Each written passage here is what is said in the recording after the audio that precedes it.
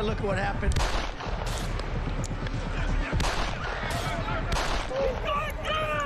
I immediately knew it was very serious, that we were under attack.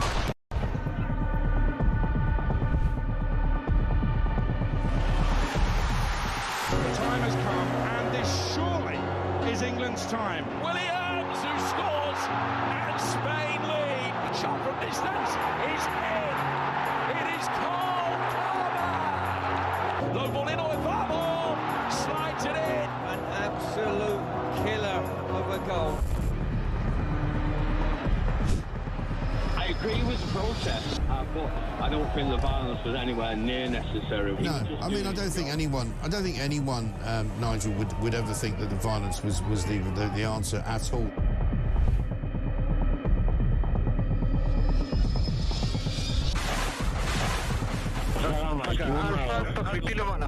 אזרחי ישראל, אנחנו במלחמה.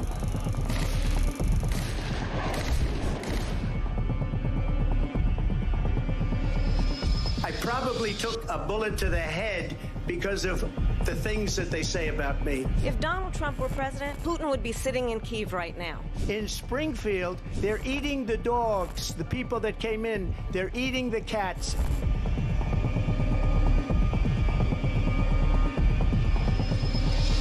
Liberal left couldn't understand that this man could be anything other than the great newsreader, a man of integrity. Is it possible in any way, shape or form that Keir Starmer didn't know about these facts about the suspect in Southport? I find it extraordinary that he wouldn't know. It seems that the public is not being told the truth. No, there's nothing like an American election, I have to say. North Dakota has gone red, South Dakota's red, Texas is red. Many people have told me that God spared my life for a reason.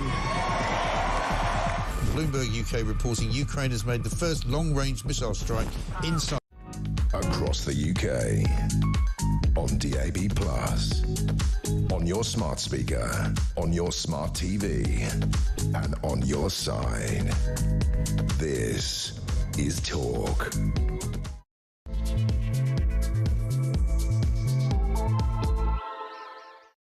A very, very good morning to you. Thank you very much for joining me. This is Talk, the home of common sense. Me, Julia Hartley-Brewer. And, of course, whether you're listening on DAB+ radio, on your smart speaker, whether you're watching on YouTube or your connected device, or, I don't know, just hearing voices in your head. It's great to have your company. Lots to talk about today, an awful lot. As there is every day, and we're with you all the way until 1. Particularly coming up in this hour, we're going to be talking a little bit about Kemi Badenoch dismissing the idea of an election pact with Reform UK as for the birds, warning that striking a deal with Reform would drive away Tory voters. But would it? Love to hear your thoughts on that. Meanwhile, current and former Conservative MPs are at war over how best to tackle the Reform UK challenge. Leaked WhatsApp messages. Not as damaging as those messages that were actually sent between Labour MPs, though. We're also going to be talking about the extraordinary story of completely lunatic new health minister who's replaced Andrew Gwynn, who got sacked because of those WhatsApp messages. And she basically says that, well, you know, if someone, even with all their bits, identifies as a woman, then they are a woman, they are female, and you can identify as a llama if you want. I'd love to know from you today what you're identifying as. We're going to be talking about that. The NHS doctor who is a trans-identifying man, trying to use his phrase, not trans woman, so we're clear, a man who believes he is a woman and is living as if he were a woman, but is, nevertheless, a man, who insisted on using the women's changing rooms in the hospital, despite the fact that female nurses were rather unhappy about that, and one spoke out about it. She's now at a tribunal. But Dr. Beth Upton, a man, stated in evidence to the Employment Tribunal that I'm biologically female, and said sex had no defined or agreed meaning in science, wouldn't be able to tell the sex of a newborn baby. I don't think this man should be allowed to practice medicine, because if you don't know some of those basics, which I'm pretty sure your average 6-year-old would know, I'm not sure I want you treating patients. Going out on a limb there. Anyway, all that coming up, plus the latest madness of people who haven't been able to be deported. This one, the latest, a Pakistani father jailed for child sex offences, escaping deportation because it would be, wait for it, unduly harsh on his own children to be separated from him. I didn't make that up. That's literally what happened. The world has gone completely mad, but we're going to try and make some sense of it, as we do. And joining me to make sense of it, editor of Spiked Online, Tom Slater. Very good morning to you. Yeah, so usual madness. Don't even know where to start. There's lots I want to talk about, but I'm going to start with a story we've actually put out as our question today. Yeah. And look, I'd love to hear from you on all the big topics of the day, including what Mike was just talking about and with me just a few moments ago about Gen Z. This Gen Z thing. Basically, young adults up to the age of 27. I mean, can we just say people in their 20s? Would that not be easier? But no. They have to call them Gen Z. No one knows what you're talking about. Anyway, people in their 20s basically think they're ashamed of their country and they wouldn't fight for it. Just fascinated to hear your thoughts on that. Give us a call, 0344 499 1000. But in particular, I want to talk about new Labour Health Minister. She's been appointed to replace Andrew Gwynn over the old, I hope you die, sod off about your bins, I don't care, WhatsApp messages. Her name is Ashley Dalton. No, I'd never heard of her either.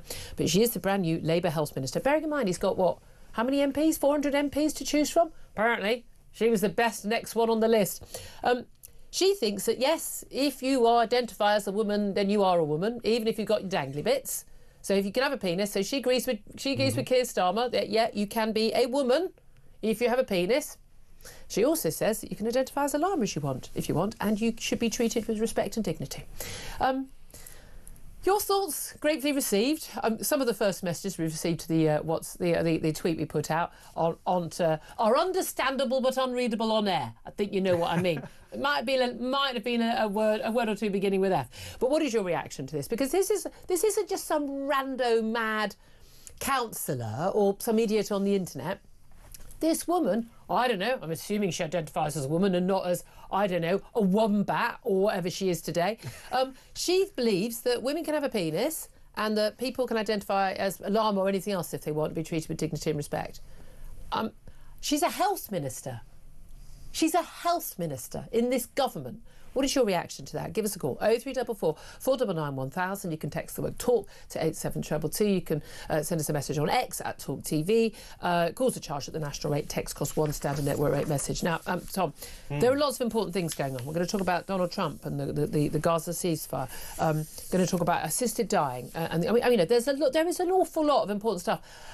But fundamentally, I can't expect a government to do anything sensible when there's a Prime Minister who's appointing people who have utterly lunatic, insane views that it'd be quite funny if your 5-year-old mentioned them at tea time and you'd have a laugh about it and you'd bring it up at your speech at her wedding. I remember the time when Ashley thought you could be a llama if you wanted. Ha ha ha, a toast to Ashley the llama. Wouldn't that be funny?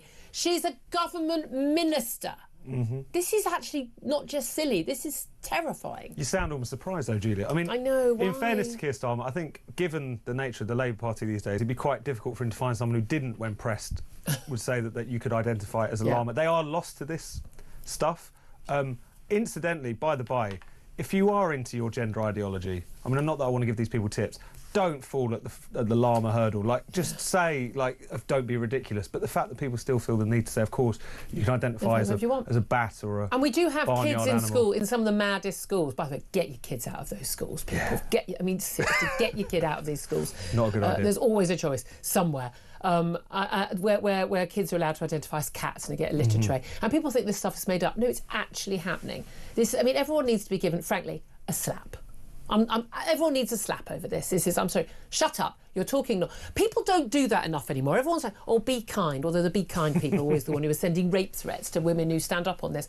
I was debating with a well-known columnist of the Mail on Sunday, Dan Hodges, online yesterday about this, saying, I don't know why people can't just be polite and kind. If someone wants to call themselves she or her, I don't know what the big deal is. Well, we were polite for about 10 years. Women were polite, and then they threatened to rape and kill and punch us in the face because we went, yeah, but we don't mind the she-her thing, but you can't actually get into our changing rooms and our toilets and refuges and be put in with women in prison cells. And then you started attacking us. So time for politeness is over. You're all insane. You're absolutely stark, staring insane. It's a load of nonsense. We're not playing along anymore. We are done with this madness. And a man saying he is a woman, as opposed to a man saying, I feel very feminine. I want to wear a dress. I want to be called. Fine, I don't care. Live your best life. I don't care. But don't tell me you're a woman and make me pretend to believe it under pain of losing my job, being imprisoned, going off for social media. It's not that much to ask. Absolutely. And politeness is not what is being demanded here. People are generally polite, of people of all different...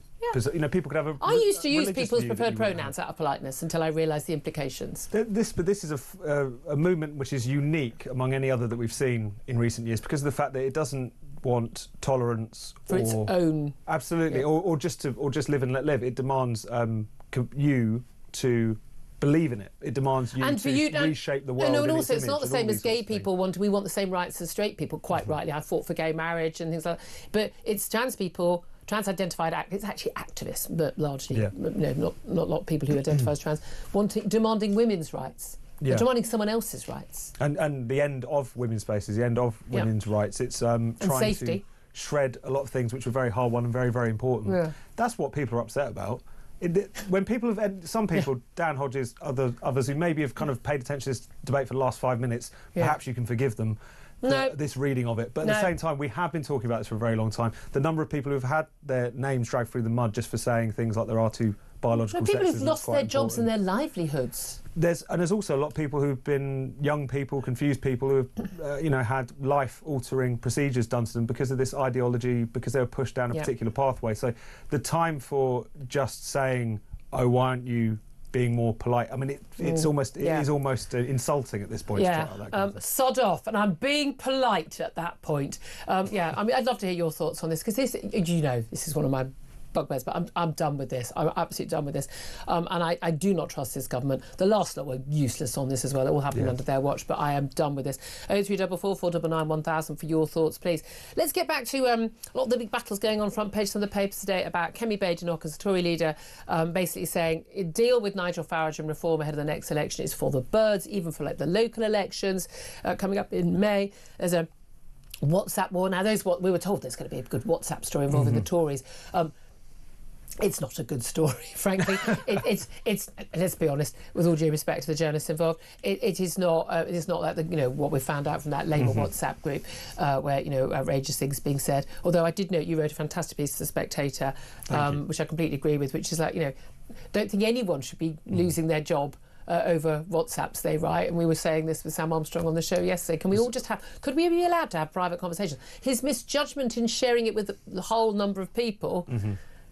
I think that's where hypocrisy. Yeah, absolutely. But as a general rule, I think people should be allowed to have private conversations and say whatever they want. And I think we should all support that position out of self-preservation, if anything else. There's a lot of people who see one of these scandals of someone saying something offensive or a bit outrageous in private, and everyone has to pretend like they would never do anything like that. They might not have said the particular things that this guy said. He went quite far. Let's be frank about it. But at the same time, let's recognise that sometimes people say things in private they wouldn't say in public. And it's not because they secretly believe the private thing. They've just got a weird sense of humour. And some of them are jokes. And I have to say, Sam and I agreed yesterday, actually, some of the WhatsApps were quite funny. Yeah. I mean, they actually were. But you think back, in the service industry, which is effectively what MPs are. I mean, I think about what we used to say about some of the customers.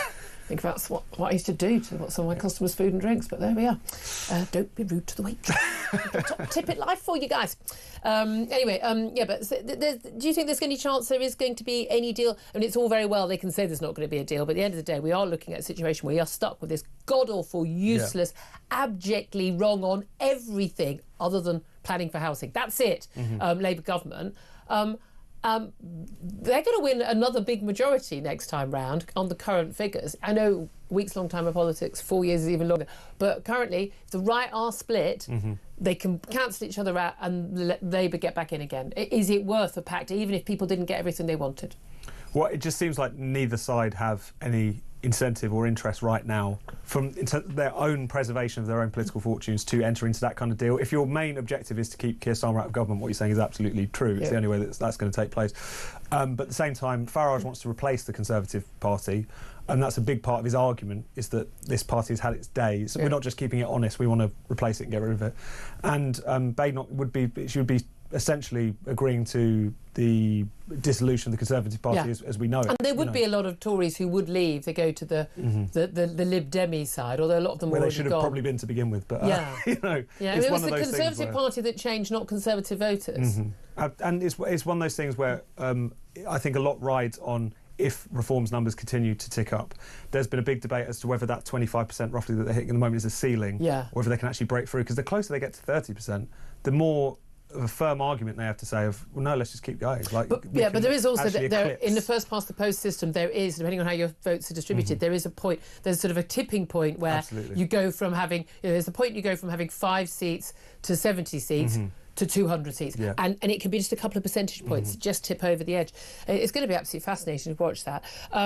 Immigration and deportation is very much in the news this week. Talked a lot about it on the show yesterday, so I won't talk too long in this section. But the latest story about a failure to deport. Nigel Farage blasted the Home Office boast of, we moved 19,000 immigrants, pointing out, way more than that have arrived. There are, hundreds of thousands of illegal immigrants in London alone. Many, people who've arrived illegally, many who've just overstayed visas. No one. It's interesting how much the public's reaction to you've deported 600 a month. People weren't going, that's really good. That's like dropping the ocean. 600 a day arrive sometimes, for goodness sake. And that's just on the boats, the ones we know about, as opposed to people overstaying visas. But the latest story about a Pakistani paedophile, can't be named, got to protect him and his family, obs. He's escaped deportation, although again it was all appealed and everything. But yet again, another one of these immigration courts. Basically, he's the father of 2 toddlers. He was convicted of trying to get 3 young girls to engage in sex and was basically a predatory paedophile. Call him what he is. He was jailed for 18 months. Question marks about being only jailed for 18 months. Let's go through all the lists here. But when he came out, basically they were trying to deport him, as you want to deport him, but no, apparently the court ruled that it would be unduly harsh for the children to be without their father. Now, he's not allowed to live with them, and he can only have supervised contact with them. Not my problem, I'm afraid. Not my problem if he's unduly harsh. I think what's unduly harsh in kids is to grow up to know that your dad's a paedophile. Is it just me? I don't know. But the fact that people like that sort of crime could be committed. Apparently the wife felt that she was partly to blame because, having had COVID, she was able to have sex with her husband. So that would absolutely justify him trying to track down young girls on the internet to have sex with them.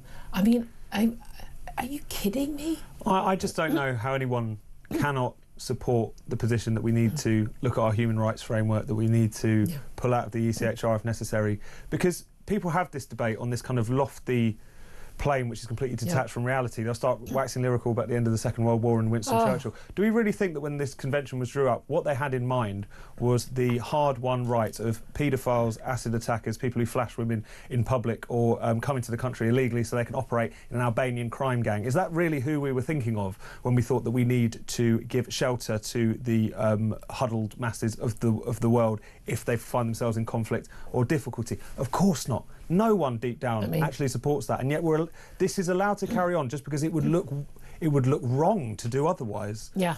It's better to look good than to do good in this situation. It's the fact that they think it looks good. That's the really scary bit. What do you make? Looking overseas. What do you make of the Israel-Gaza situation? Donald Trump, once again, late last night, our time, he's made some punchy remarks. This after Hamas basically said, we're not going to release hostages on Saturday as promised. We believe that Israel has breached the terms of the ceasefire deal. Hamas has breached it numerous times already.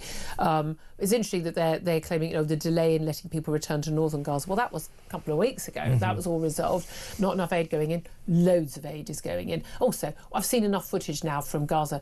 Yeah, people ain't looking too starving to me. Certainly the Hamas soldiers looking fighting fit, holding their weapons up in their camouflage, aren't they? But he basically, Hamas said they've postponed the hostage releases. They're desperately trying to get those. This is the second phase of talks being back on track. But we're still looking at a couple of dozen of hostages still due to be released.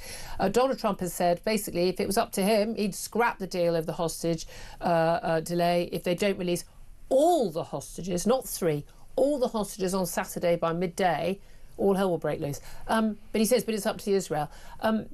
How significant is that, do you think? I think it's very significant. I mean, this was being predicted from pretty early on, that whilst the first phase of the ceasefire deal was probably odds on to happen more or less, that it was going to break down sooner or later. We certainly weren't going to get to that second phase. I think people maybe didn't expect it to break down this quickly, but you are dealing with Hamas, an organisation who, to put it lightly, are not honest brokers in any kind of negotiation. Again, I'm always amazed that people are surprised that a terrorist organisation that rape and massacre and starve people in tunnels for 16 months aren't trustworthy, because I would absolutely think those are the people I would trust. I would trust their word as their honour. Absolutely. It's been a shocker for all involved, but a learning experience, I'm sure. Yep. And also a lot of questions about, is this a stalling technique? Because this is one thing about the horrendous situation of the hostages, is that at various points Hamas have either not known who is still alive and where they are, or they do know and they're not letting on for particular reasons. You saw that with the Bibas family. You know, this is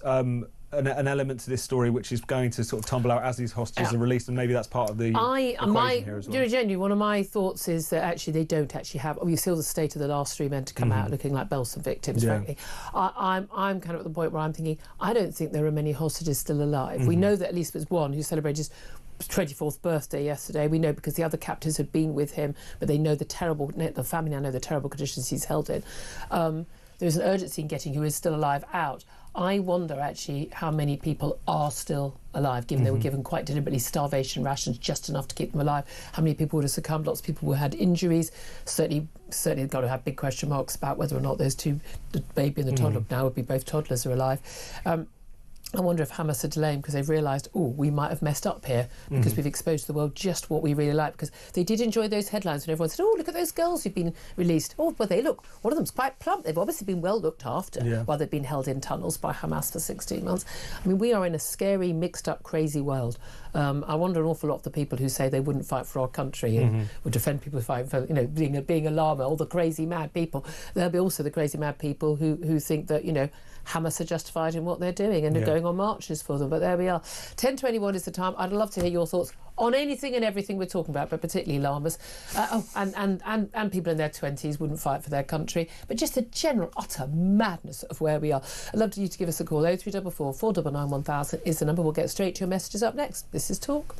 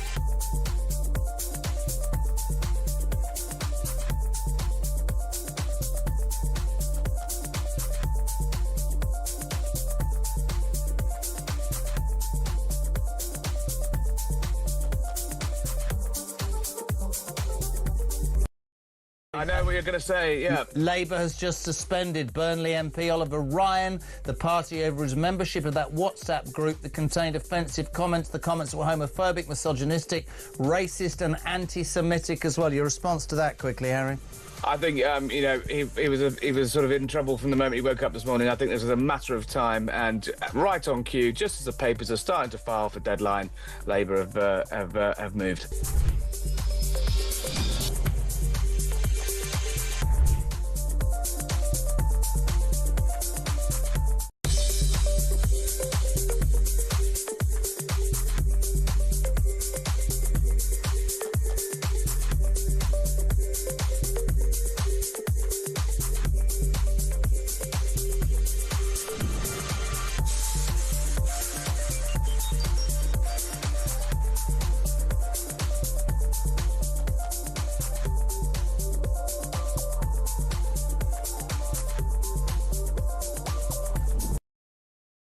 Across the UK, on DAB+, on your smart speaker, on your smart TV, and on your side.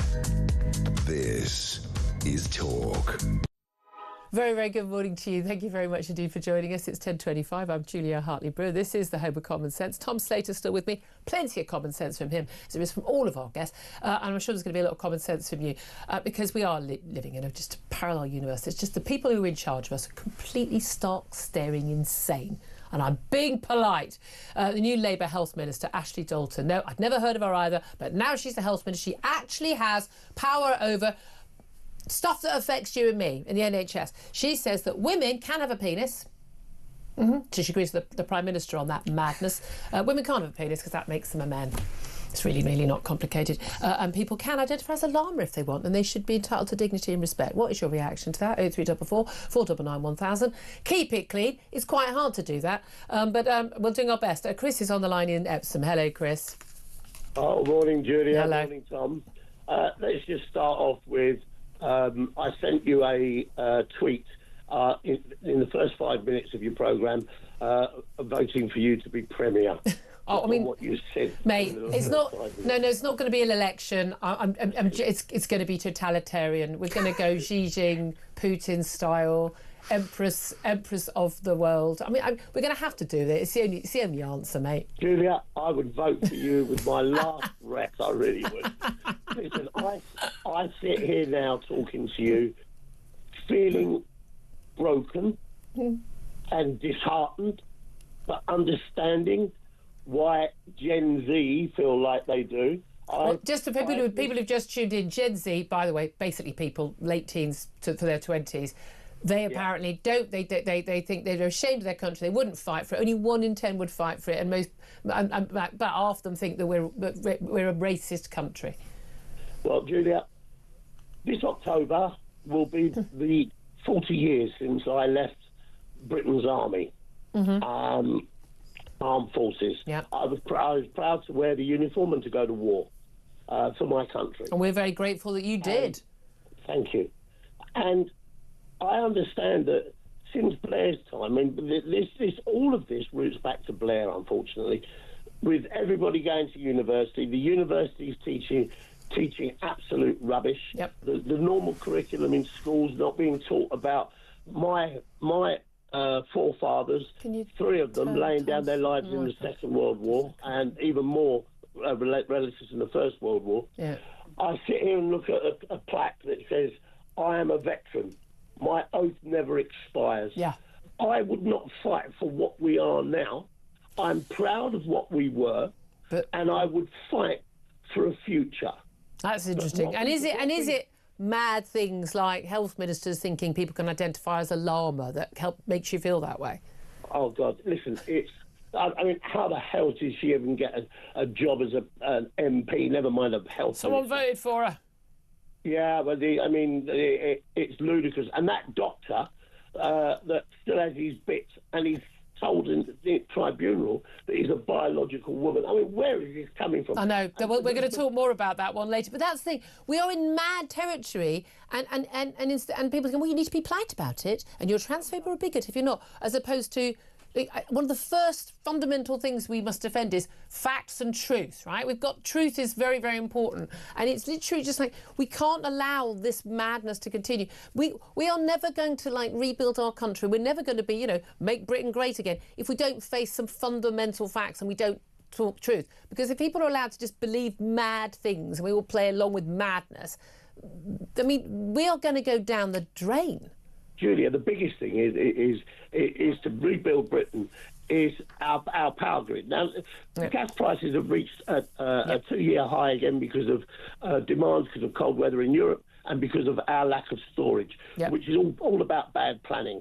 Now, Mad Ed Miliband, all right, there is no proof now. There is far more scientific evidence now that carbon is not an accelerator of global warming. They're not interested in facts. It's a religious zealotry. But also, you know what? Everyone's got to stop just blaming Ed Miliband. The only reason he is Energy Secretary is because Keir Starmer appointed him. I blame the Prime Minister. As fundamental as that. Listen, Mark, Chris, I could talk to you all day, but I've got to get to another caller, but do call in again. And I think most of us say, thank you for your service. I mean, we should be so much more respectful of the armed forces in this country than people are. Let's go to Mark. He's on the line. He's in Glasgow. Hello, Mark. Good morning. Good morning. What do you want to say? Well, I just first of all like to make it clear that I identify as a heterosexual male, he, him, global majority of a global minority, omnivore with vegetarian, occasional vegan tendencies. And I hope that doesn't offend anybody. Oh, no, I hope it does. I thought we'd outlawed you people. Oh, God, if only. Well, what can I say? In agreement with the gentleman previously, this is Tony Blair's globalism, and it's still going on. Starmer is, he's one of these sort of lawyer types that likes defending civil liberties. Look at pretty much everything they're doing. It's civil, Chagos, it's civil liberties, but it's kind of screwed up. No, it's human rights. It's human rights, that's what they think, Sorry, you're right, human rights. But there never were any Mauritius involvements in Chagos Island. So why doesn't he offer the people who are Chagosians, who live here now, tell you what, guys, we're happy to take your families back there, set you up, give you homes, give you solar-powered heating, whatever, lighting, and that'll cost us about, 500 mil compared to the max 19 billion. I think we should just leave things exactly as they are. I'm just throwing that out there. But so listen, I mean, so I just want to check: do you or do you not want a health minister who thinks you can identify as a llama? I don't want a health minister who identifies as anything other than either a man or a woman. And I don't want a doctor who wanders around saying he's a biological female when he's got a penis. Something I saw in the United States, and I'm sure you can bleep it out, and it was based on the back. We can't. We can't bleep it out. Don't say a word that you're not allowed to say on air, please. It's not a rude word. Okay. Some people may be, but only if they're loons. It said, if you got a dick, you ain't a chick. OK, that wasn't helpful. OK, but we're going to get away. Apologies. No, come on. We could guess the rhyme. Mark, don't get me in trouble. Apologies for the language. Mark, thank you very much indeed. 10:32 is the time. Right now, it is time to find out how you could be in chance of winning £25,000.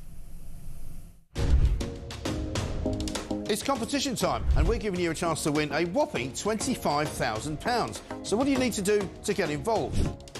All you have to do is text the word prize to 83338, or you can enter by post. It's as simple as that. Once again, to get involved, just text the word prize to 83338, or you can enter by post. 18 plus, UK excluding NI. Enter by SMS for £2 plus one standard network charge by 11 p.m. on March the 3rd, 2025. Or send your name, email and contact number to £25,000 cash competition, PO Box 3190, Colchester CO2 8GP, to arrive by 5 p.m. on March the 6th, 2025. This is a News Broadcasting Network promotion. Full terms and conditions at talksport.com.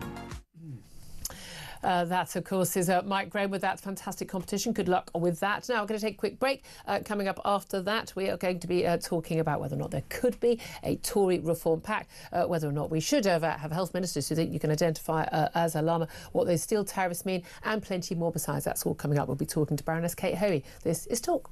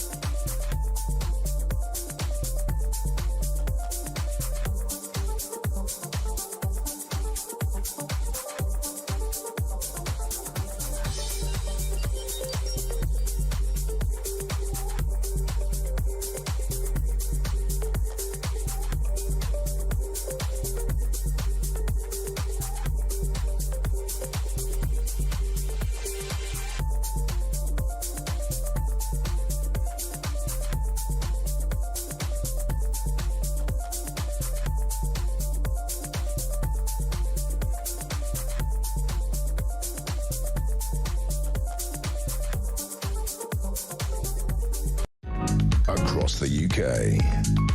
On DAB+, on your smart speaker, on your smart TV, and on your side. This is Talk. Very good morning to you. This is Talk, the Home of Common Sense. 10:36 is the time. I'm Julia Hartley-Brewer. Tom Slater's still with me. We're delighted to be joined right now by Kate Hoey. Baroness Hoey is an independent peer and former Labour MP. A very, very good morning to you. Good morning, Julia. Thank you very much indeed. Lots to talk about. Can I just start with the topic we're talking about? Because as a former Labour MP, luckily not in one of those WhatsApp groups which saw the end of Andrew Gwynn's career and another Tory MP, Labour MP, 29-year-old fresh-faced thing, that was it ended before it began. He's been sacked from being a minister, been replaced by Ashley Dalton, an MP who thinks that women can have a penis and that people can identify as a llama if they want, and it should be treated with dignity and respect for doing so, as opposed to sent off to the men in white coats, which is what we used to do with people like that. What do you make of, well, frankly, how far your former party has fallen? Well, you really couldn't make it up. You'd think it was an April Fool joke when you heard it first, and of course, it wasn't that long ago. I mean, sometimes people get told off and something's found out that they've said years and years ago, but this wasn't that long ago. No.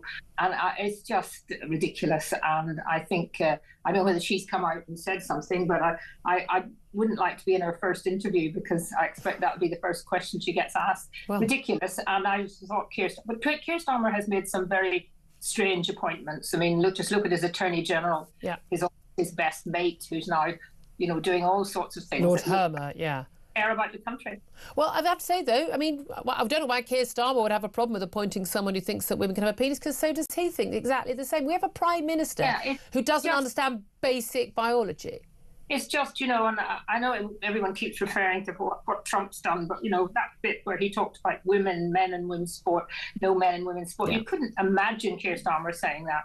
And yet that's what we need. We need some leadership. We need some direction at the top to try and put an end to a lot of this nonsense. It's actually causing a lot of problems and a lot of misery to people, but also it's just showing that the Labour Party really hasn't learned anything. And although they're in government, I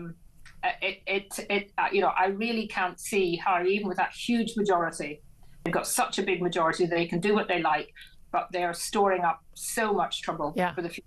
Yeah, I mean, they're backing down on some things. They realise how unpopular they are, but I mean, they're pushing ahead. They are still completely captured by this lunatic woke ideology. And yet, if you look at where we are in terms of the right being, centre right, as opposed to hard right, I mean, just right wing parties being basically separated, on the right. At the end of the day, they can cancel each other out if there is no electoral pact of any sort of deal, like we'll stand down in this seat, you stand down in that, or a formal coalition between Reform and the Tories. We are looking at, as things stand right now in the polls, even if Reform go even higher, we are looking at Labour getting back in with a sizable majority because of that split on the right. Would you back, you're an independent peer, you're ex-Labour, but you've supported a lot of the causes like the Brexit cause, which are associated, I think quite wrongly, with the right, but you've been very sensible and saying an awful lot of the key topics that actually affect people's real lives. Do you think that the Tories and Reform should actually form some sort of deal of some kind to ensure that Labour don't get a free run at the next election?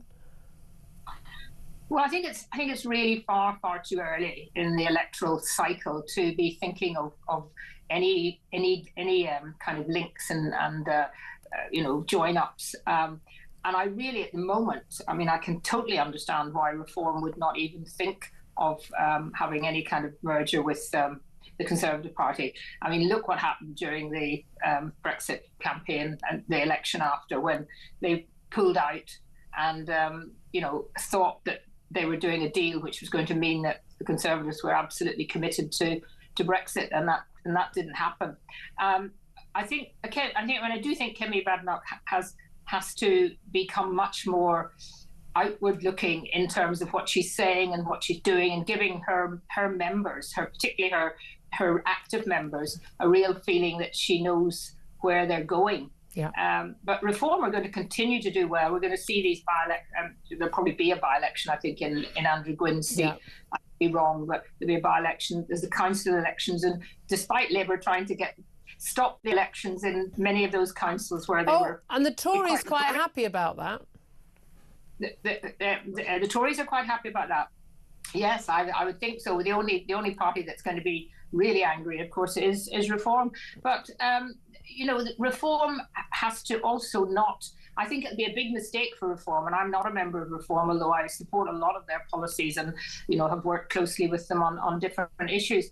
I do think they've got to be clear that they're not just going to mop up a lot of Conservative MPs who suddenly think, oh my goodness, my seat's at risk. Because if they do that and they allow Conservative MPs in particular seats to join them to keep their seat at the next election, that is going to really upset a lot of ordinary members of Reform who've worked hard, who've got local people, and they've got to realise now that they've got to be a proper party and have proper organisation at grassroots level. I think Nigel's beginning to realise that. Yeah.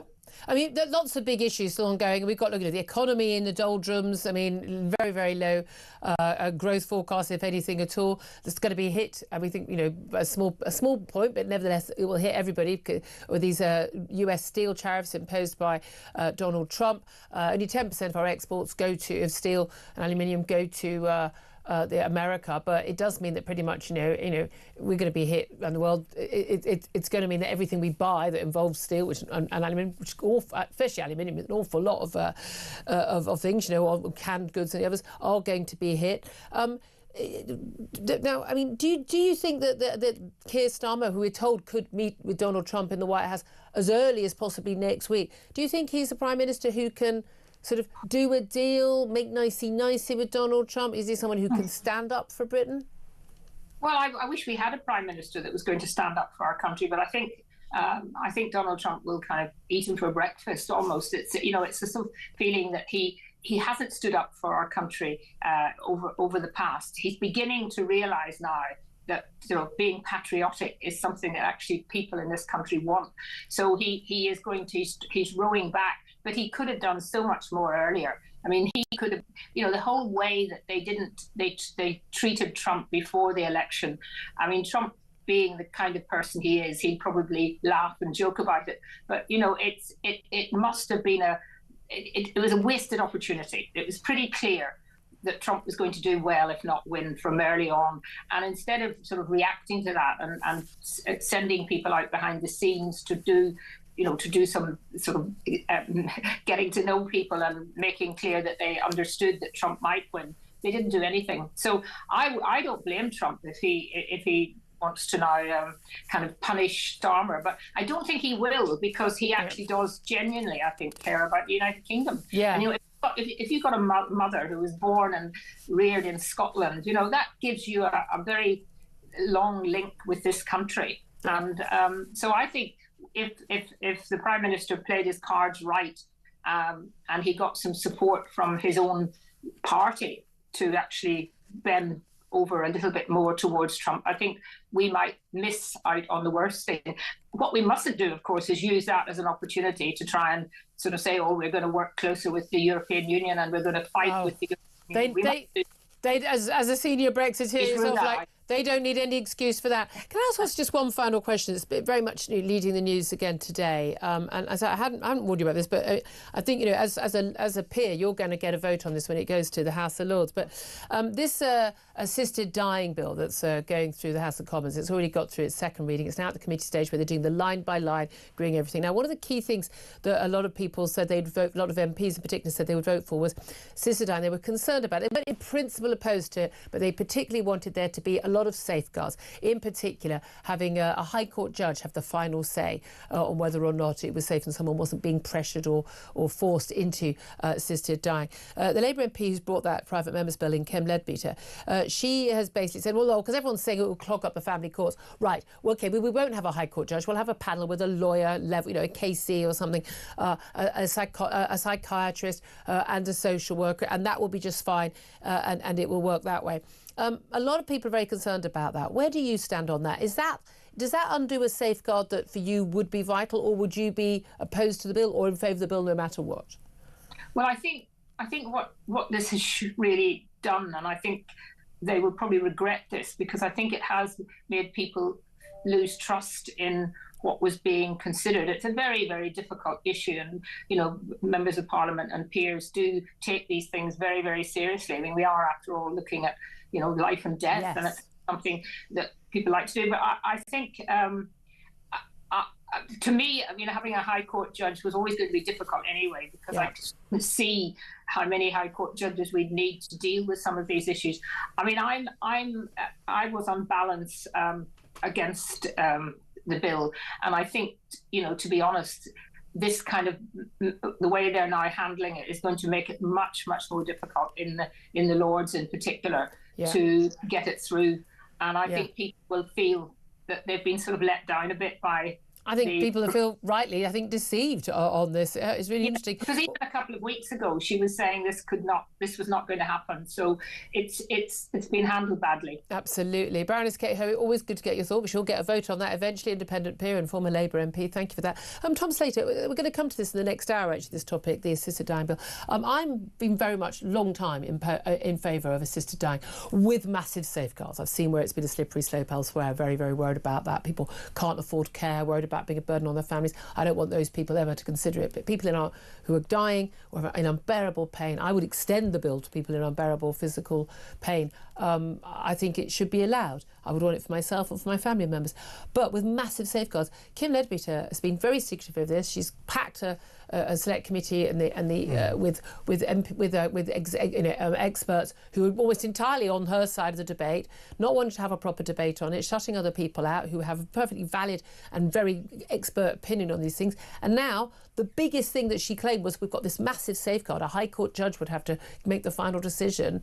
They're dropping that. Do you think this bill is actually likely to go through Parliament? Because as someone who's massively in favour of assisted dying, if I were an MP, I would not now vote for this bill. And I think that's the core damning indictment of it, is the fact that when it did pass, it wasn't on a kind of wave of emphatic support. People said, we support this. The general mood was that the House kind of supported it in principle, but would like to see the detail and how it panned out. The way it's been handled ever since then has been atrocious. I mean, there has been the stacking of the committee itself, the skew of the people who were allowed to give evidence before it, the fact that at one point they were even resisting having members from the Royal College of Psychiatry address them, even though they would obviously take a view on this particular issue, the way in which the safeguards, which were much trumpeted, tended to melt away, either because they were deemed impractical or for other reasons, and also just this general kind of caginess of the discussion, I think has made this bill look a lot. It's revealed this bill to be full of holes. It needs to be completely and utterly open and above board and fair, so people get there say, we're going to talk about that a little bit later in the show as well. More from Tom, more from you. Do you get your calls in? 0344 499 1000. Up next, we're going to talk more about the mad trans ideology, woke madness. A Labour health minister saying nonsense things like you can identify as a llama if you want. Love to hear your thoughts on that. And also going to talk about that employment tribunal where an NHS doctor who's a man but claims he's a woman says he is actually biologically female. How on earth is this man allowed to treat patients? That's up next. This is Talk.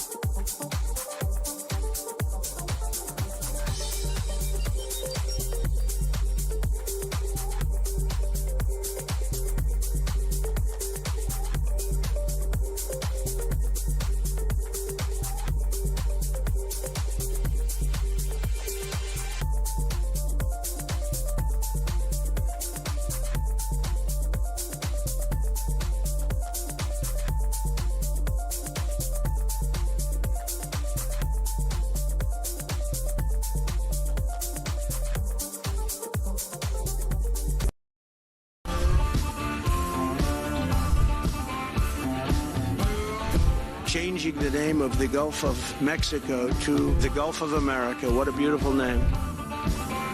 The Panama Canal is vital to our country. It's being operated by China. China. You get rid of that artificially drawn line, Canada and the United States, that would really be something. All hell will break out in the Middle East, and it will not be good for Hamas, and it will not be good, frankly, for anyone.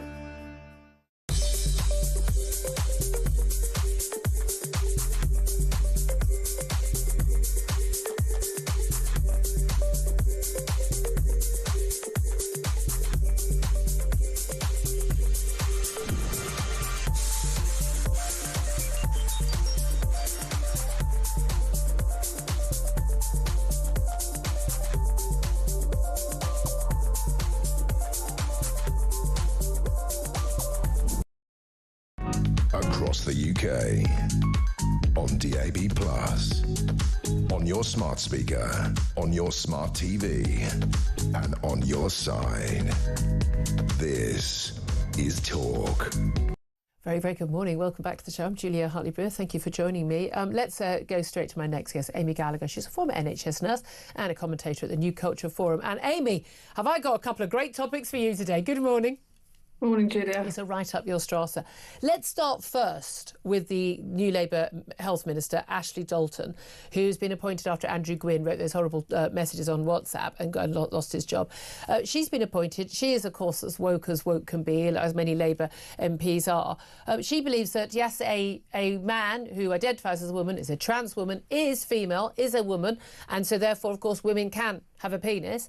Mind you, so does the Prime Minister apparently think that. And frankly, she says, if people want to identify as a llama, they should also be respected and treated with dignity. What do you make of that? As a former nurse, an NHS, health minister believes those things. Well, they've replaced one MP who was making offensive comments with another one who was making offensive comments, because to me, to my mind, these comments are offensive towards women, gay people, all sorts of people who believe in reality. Yeah. And it's extremely concerning. I mean, Labour are giving off real mixed messages around gender ideology and trans, because West Streeting has come out, publicly supported the Darlington nurses, who are, of course, suing their NHS trust for making them share a changing room with a man. And he's publicly come out and said that DEI is daft and it's gone too far in the NHS, and yet they are now appointing a health minister who, as you say, believes that you can identify as a llama. So what do the Labour Party, where do they stand on gender ideology? Nobody knows. It just goes from one extreme to the other. I mean, this is the thing. I mean, again, and they try and they're trying to sound sort of all sensible about it. It's even when Keir Starmer said before the election, no, 99.9% of women don't have a penis. It's like, but you think 0.1% do? That's roughly 30,000. There are 30,000 women wandering around this country who apparently have a penis. I mean, but I've never met one of them, never seen them in the changing rooms, none of my mates. OK, I'll do my regular check. Nope, still haven't grown one. Yeah, I mean, it's not hard to get right. It's not hard for a political party to have a kind of a consistent stance on all of this thing. And you do wonder why Keir Starmer's doing this. Is he trying to kind of keep both sides kind of within the Labour Party? Yeah. What's going on? So wait a minute. Keep both sides, sane and the insane? Because this is the thing. It's like we should be respectful. People like, no, I mean, if someone genuinely identifies as a llama, identifies as an animal, they genuinely believe that, I'm very sympathetic, but you need psychological help. And I definitely do not have to respect that or dignify that, because that is asking me to believe in lunatic things. Well, this MP said that people who identify as llamas should be treated with dignity and respect. I mean, I agree they should be treated. They should be treated by a psychiatrist, but not treated with respect. Actually, I don't respect people who identify as llamas. I feel sorry for them. Well, kindness and pity is more appropriate, isn't it? Well, here's the thing. It's not just a health minister, an NHS doctor. Also, we have this issue. Now, just to explain to people a bit of background, and again, I hate that this copy, always, even the Telegraph, which has been very sound on this, will say things like, someone was born male. No, if you're born male, you're male. You're not born male and then If you're male, you're male. You're female, you're female. Them's the facts, people. But we've got an employment tribunal that's going on at the moment, and it's been brought by a nurse, Sandy Peggy, who's a woman. She was forced by her local NHS Hospital Trust, 5 Trust, to change she changes in a women's changing room because she's a woman, and she's forced to change with a man. This is Dr. Beth Upton, who is, quote, born male, identifies as a woman. So a trans-identifying man insists on using, but he was told by bosses, you should use the women's changing room because we recognise that, you identify as a trans woman. This nurse understandably said, I feel uncomfortable. This man is looking at me while I'm changing. I'm changing out my uniform, I'm in my bra and pants. I don't feel comfortable. Repeatedly, basically said, I don't want you in here. I had conversations. She's now been disciplined. She's gone to an employment tribunal. But astonishingly, at the tribunal yesterday, Dr. Beth Upton, the man, said that trans women have the right to get changed in front of female colleagues, insisted that he is biologically female, and said sex had no defined or agreed meaning in science. Actually said that. He said, I'm not a robot, so I'm biological, and my identity is female. Without wanting to appeal to the dictionary too much, I'm biologically female. We've got a doctor working in the NHS who is a man who believes he's biologically female. That terrifies the living daylights out of me, Amy. Yeah, it terrifies me. And where are the BMA, the British Medical Association, in this? They should be putting out a statement urgently to say that they reject the comments of this doctor. They need to be looking into his suitability to practice. If I can cast your mind back to the pandemic, there were nurses and doctors who were disciplined or even sacked for challenging the vaccine, the coronavirus and the vaccine. Yeah. They were accused of spreading misinformation or disinformation or conspiracy theories. Now, maybe they were spreading conspiracy theories, but there's no greater misinformation than saying that biology is not accepted but in science, or that there's no such thing as biology. That's the foundation of medicine. So this doctor is putting out the worst kind of misinformation you could possibly do as a healthcare professional. This needs to be condemned immediately. It's outrageous. Yeah, and also, this doctor, the man, said that he might have a legal document saying he's a woman, but he's still a man. But he said he's just not demanding anything other than basic respect. But what about the women nurses forced to get down to their bra and knickers in front of a man staring at them? If he wanted respect, he believes himself to be a woman, wouldn't he want those women to also feel respect and just use the disabled toilet as a private cubicle to change in? Would that not be more respectful? Yeah, well, this nurse has explained that she was once sexually assaulted by a male doctor, and that's her reason for not wanting to change with a male doctor. I've never been sexually assaulted. I don't want to change in front of a random man. Exactly, but this doctor has proven he absolutely has no empathy for her, because he said, well, I'm sorry you're traumatised, but you're still a bigot and a transphobe. So that, to me, pulls into question his ability to empathise with patients. Yeah. I mean, if you're a doctor, you're working in healthcare, you need to be able to empathise with people. I would refuse to be treated by someone who did not know the difference between men and women biologically. I think that's absolutely terrifying. Amy Gallagher, so appreciate you joining us as a former nurse. Very good to get your perspective. I'm going to come to Tom Slater about this after the top of the hour, and I want to hear from you as well. Genuinely, this is happening in tribunals. We've got a health minister, we've got a prime minister who think that women can have penises, or a wealth minister who thinks that people can identify as a llama and be treated with dignity and respect, as opposed to, as Amy says, just treated. The world has gone mad. We need to talk about this. 0344 499 1000.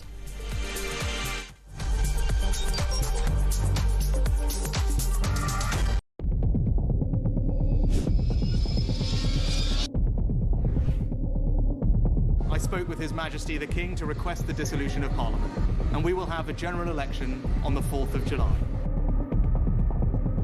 I have just returned from Buckingham Palace to form the next government of this great nation.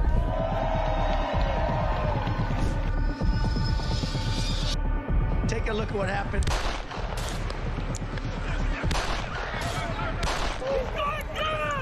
I immediately knew it was very serious, that we were under attack.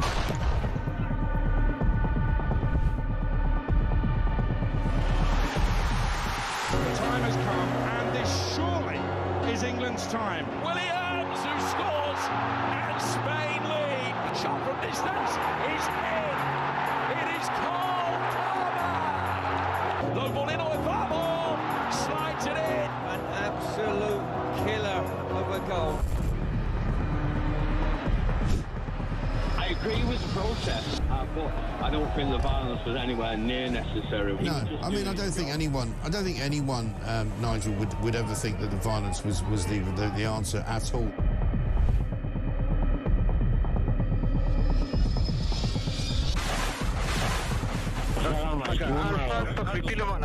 אזרחי ישראל, אנחנו במלחמה.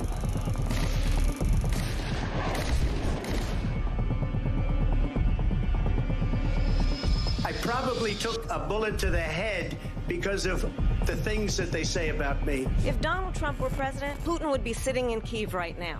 In Springfield, they're eating the dogs, the people that came in, they're eating the cats.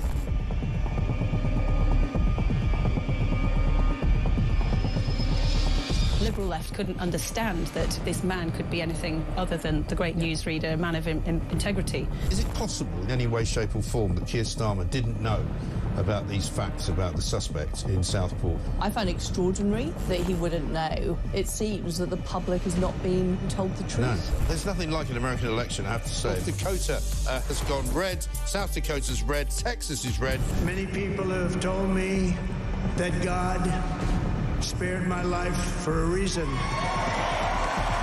Bloomberg UK reporting Ukraine has made the first long-range missile strike inside of Russia.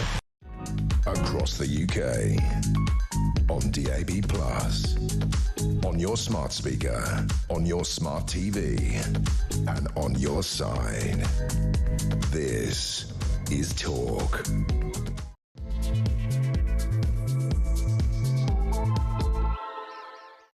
A very, very good morning to you. Welcome back to the show. I am Julia Hartley-Brewer. This is Talk, the home of common sense. And whether you're listening on DAB+ radio, on your smart speaker, watching on YouTube, on your connected device, great to have your company. Lots more to talk about, including all these completely and utterly mad people, including the Labour Health Minister, Ashley Dalton. She says that women can have a penis and people can identify as a llama if they want. There's NHS doctor we've just been talking about who thinks that there's no difference between male and female biology. And he, born a male, so always a male.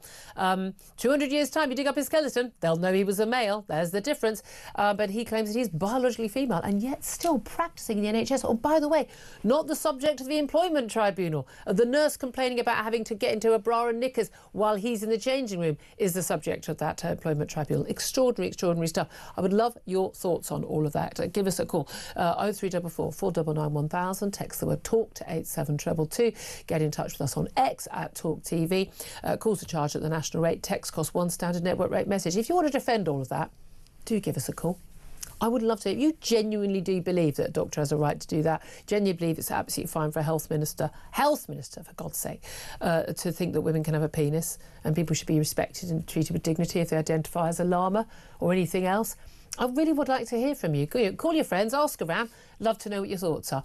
We're also going to be talking more about, is everyone now poo-pooing the idea of a Tory-Reform alliance or coalition or merger of some sort? Tory leader Kemi Badenoch has dismissed the idea of an electoral pact with Reform as for the birds. But does that mean we are going to be stuck with a Labour government again after 2029? Plus, we're going to talk more about the assisted dying bill. The Labour MP behind that private member's bill, Kim Leadbeater, has proposed scrapping the requirement for a High Court judge to approve each death. Instead, a multidisciplinary panel of experts will examine cases and have the power to grant permission for assisted death. But is that exactly the slippery slope that many of us had feared? This is Talk. As I say, we are the home of common sense. Got loads more to talk about in this hour. My guest joining me throughout the show is Tom Slater, editor of Spiked Online. Morning once again to you. Let's start with that story about the, Ashley Dalton, the health minister, and this doctor, Dr. Beth Upton. I mean, I don't care if Dr. Upton, whatever his first name was originally, he was born, I don't care what he wants to wear, I don't care what he wants to call himself, he can do what he wants, he can believe what he wants, as long as he's able to do his job properly, right? But I also feel very strongly that a woman shouldn't be forced to share a changing room with a man, and he's a man, and whatever he thinks he is, and whatever pieces of paper he's got, he's a man.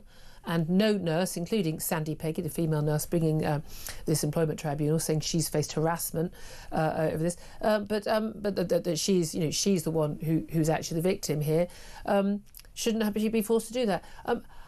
How do people get this so wrong? How does an NHS trust get this so wrong? How does a government, how does a prime minister get this so wrong? When the vast majority of people who would be perfectly happy and totally relaxed about someone turning up with blue hair and dressed in women's clothing, but calling themselves a trans woman, would be actually they'd be a bit perplexed, but quite understanding and sympathetic about it. How have the people in authority got so out of touch with where most people are on this, which is that, so far but not beyond that point? No, absolutely. I think it's cowardice, I think it's ignorance, I think it's not thinking about this for more than 5 minutes. They've convinced themselves that it's just the follow-on from being accepting of any other minority or sexual orientation or what have you. They think they see it in that kind of bucket. It's completely fundamentally different. First of all, because of the fact that there are men and there are women, people can identify however they want. How outrageous and bigoted of you. It doesn't change the facts.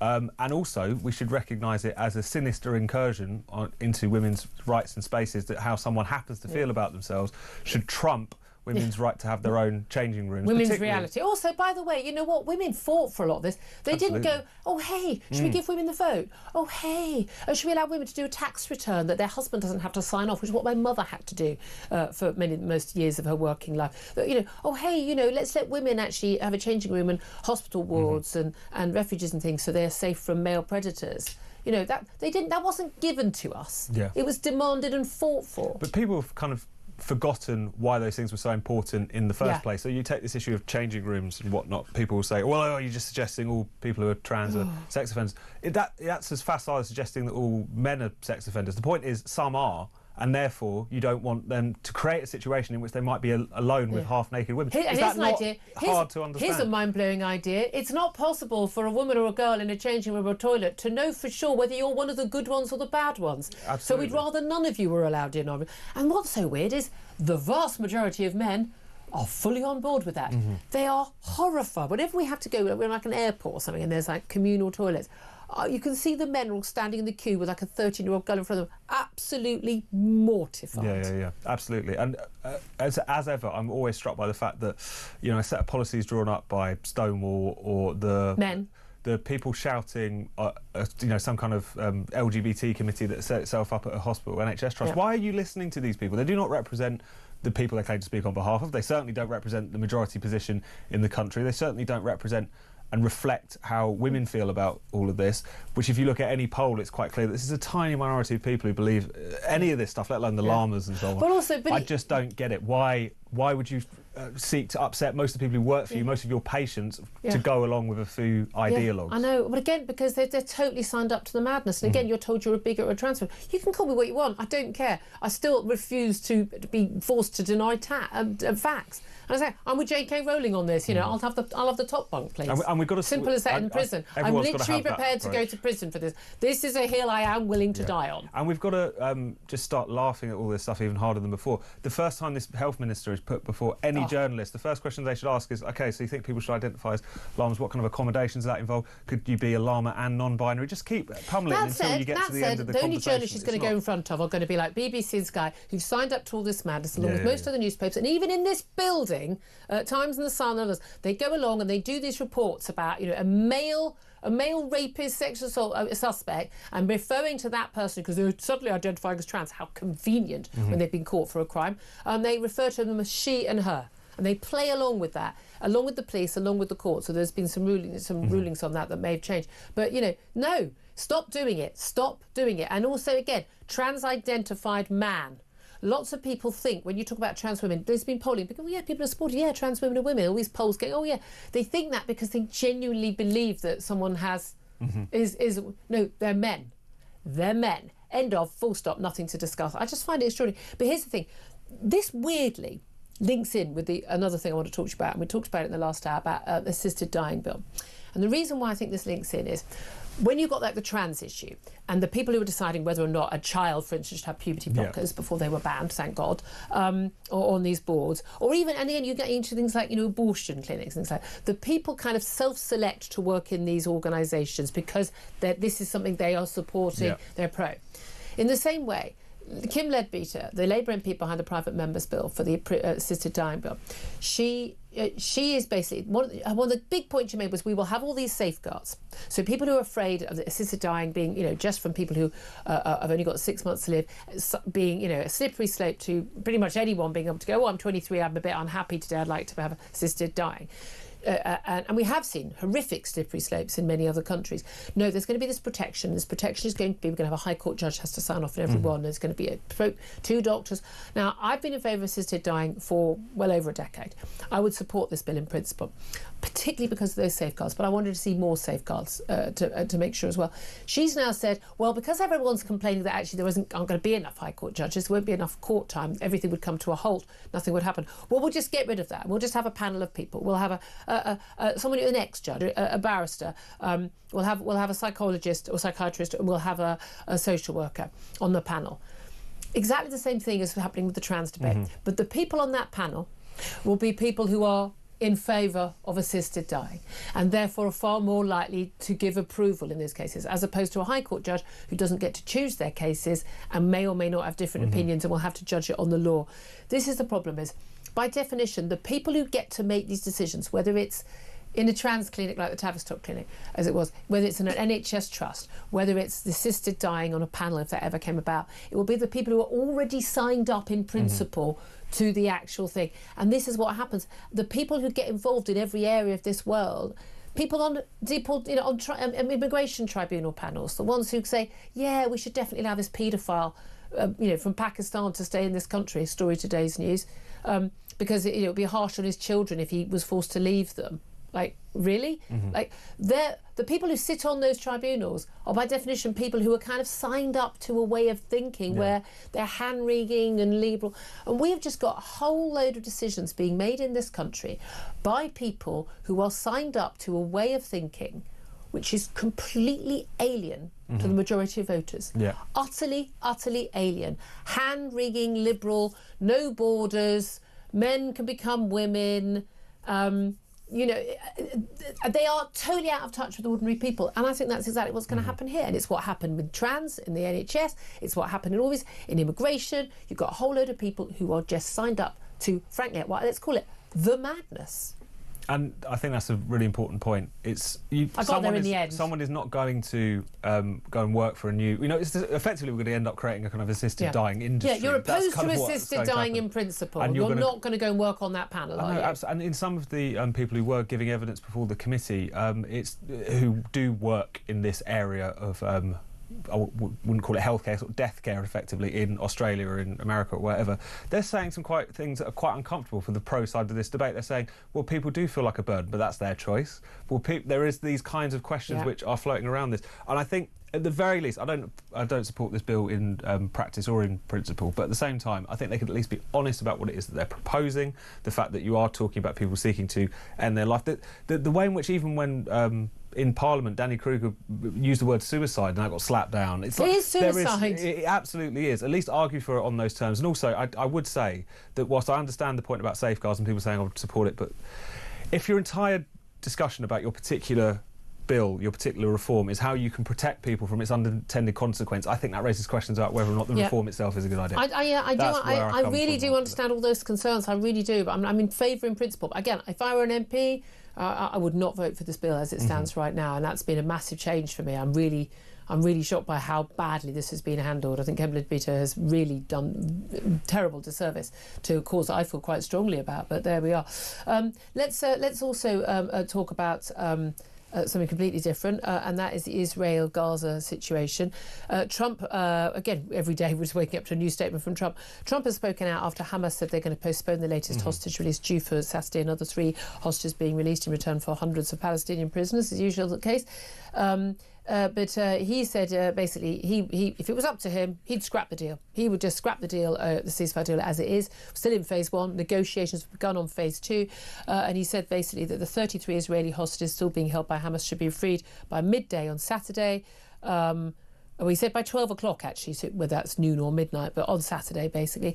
And he said, he said he would cancel the ceasefire and let all hell break out.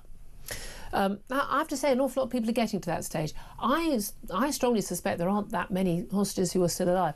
But I also understand why Israelis and others are desperate to get back even the bodies, just to know, because Hamas lie. I know it's a shock to everyone that a terrorist organisation that massacres people lies, but they do. And so there are people, it may well be the Beebus kids are alive. There are people who were told, we thought they were dead, and then it turns out they are alive. So I completely understand getting back dead bodies is also important, to know that your family members are no longer still suffering. But I have a feeling that Hamas are kind of running out of people to hand back because of the state they've been keeping people in, as was blatantly borne out on Saturday, the horrific concentration-style appearance of the 3 men who were released, and the final torture. I still can't get over telling a man to say, I'm looking forward to seeing my wife and children when they knew they'd murdered them. I mean, it's just appalling. These people are seriously sick. But Hamas saying that Israel have breached lots of ceasefire deals. Well, yeah, if they have, well, so have Hamas. But at the end of the day, is it tenable for Israel to carry on with this? Well, I think it's certainly coming up to that point where they're going to have to make a choice. Hamas are not an honest broker in any negotiation. I think that goes without saying. Also, no, it doesn't. Not here. I know people think they're like Nelson Mandela, if you listen to some people on these demonstrations. Freedom fighters. That was always one of the uncomfortable, as you say, truths of all of this, or unknown questions, which is, do they really know where all the hostages are? Do they actually know that they're dead? I mean, also, some of them are under the guard of other groups, Palestinian Islamic Jihad, other, equally toxic and insane Islamist organisations. That's one thing which, obviously, the desire in Israeli society is to get the hostages home, to just to know as much as anything else. Also, from what you see from the hostages who have been released, the fact that so many of them were willing to say, no, let someone else go ahead of me, shows what horrendous conditions they're staying in and how much guilt would be associated with leaving even one of them behind in that kind of situation. But I dare say that this stalling which is taking place is probably something to do with the fact they either don't know where these hostages are, or few of them are alive and they've been letting on. Yeah, that would be my sense. But again, when the American president talks about all hell breaking out, there are a lot of people just say, just get the hostages out, end of. People talk about, people just want peace. Well, yeah, it doesn't look like Hamas is very big on the peace and the ceasefire, which is what the Palestinians, people in Gaza, are desperately wanting to actually, return to what's left of their homes. And Donald Trump has, really put the cat among the pigeons when he talks about he wants to buy Gaza. I don't know who he's buying it from. But basically saying, and basically removing everybody, insisting, the Jordanians, the Egyptians, the Saudis, take them. Well, hey, Saudi Arabia's got a load of land. I mean, so has America. Move them all to America. I mean, I like that he's calling out the countries that pretend they care about the Palestinian people. Absolutely 100% do not want a single person from Gaza to be turning up on their in their country. I mean, Jordan has already got more than half its population of Palestinians, but again, many different factions and the like. Saudis certainly don't, but these are countries, they've got the money, they've got the space. There's that argument. But I mean, how do you think this is going to get resolved? Because at the end of the day, is the two-state solution is not an option, because none of the organisations on the Palestinian side accept the existence of Israel. None of them. Okay, lots of the other Arab states do. So there isn't a two-state solution. Hamas and the Palestinians, all this, they only really want a one-state solution. That doesn't involve Israel. So there's no way that Israel or any country, if our government would say, we're going to stay where we are, we're going to have Hamas basically, send the diggers in, send the billions in aid in, let's rebuild Gaza with all its tunnels, and let's just wait for the next October the 7th. Are you kidding me? I'd be on the streets fighting against that. How on earth do we expect Israel to put up with that? I just don't see that Benjamin Netanyahu could go through what they've gone through and then allow that to all happen again. So what is the answer? What is it? I mean, it's the most intractable geopolitical question, isn't it? And I do struggle to take Trump's suggestion, blue sky thinking session. It's it might be more practical than the nonsense everyone's been talking about for the last few years. And of course, the people of Gaza should continue to live there. The point of this conflict, the reason it was ignited in the first place, was because the genocidal lunatics who run that part of the world went to war with Israel and demonstrated to Israel and to the world that they had, I would hope, that they had to be taken out. I saw someone describe we've gone from the two-state solution to the real estate solution in Donald Trump's brain. I don't think even he's serious about that. This is a man who struggles with the idea that there should be any American presence even in Europe, let alone in the Gaza Strip. I think it's him trying to sort of shake the snow globe in the hope that to see where things land and to probably put some pressure or to apply some pressure in some way on Hamas and to suggest that to kind of fulfil this sort of madman image almost. That's the only being rational unpredictable. explanation. Who knows what I'm going to do? I mean, one of the things I do like is the unequivocal, clear support for Israel. Full stop. Yeah. We're on his. And that's certainly a change in tune. We are on Israel's side. End of. Funnily enough, we're on the side of a democratic nation-state ally as opposed to terrorist murderers. Ha! Never thought that was a hard call myself, but there we are. Love to hear your thoughts on that. I love to hear your thoughts on everything we're talking about. You know the number 0344 499 1000. Up next, we'll get some of your calls. Lots coming in about the lunatic health minister, the NHS doctor who doesn't know the difference between a man and a woman biologically. Later in Saturday, we are going to be talking to one of the people who is very much supporting the assisted dying bill, to talk to him about whether or not actually the changes that are being made mean that actually is too dangerous. And we'll talk to Tory MP and Shadow Housing Secretary Kevin Hollinrake as well. That's all coming up. This is Talk. We are the home of common sense.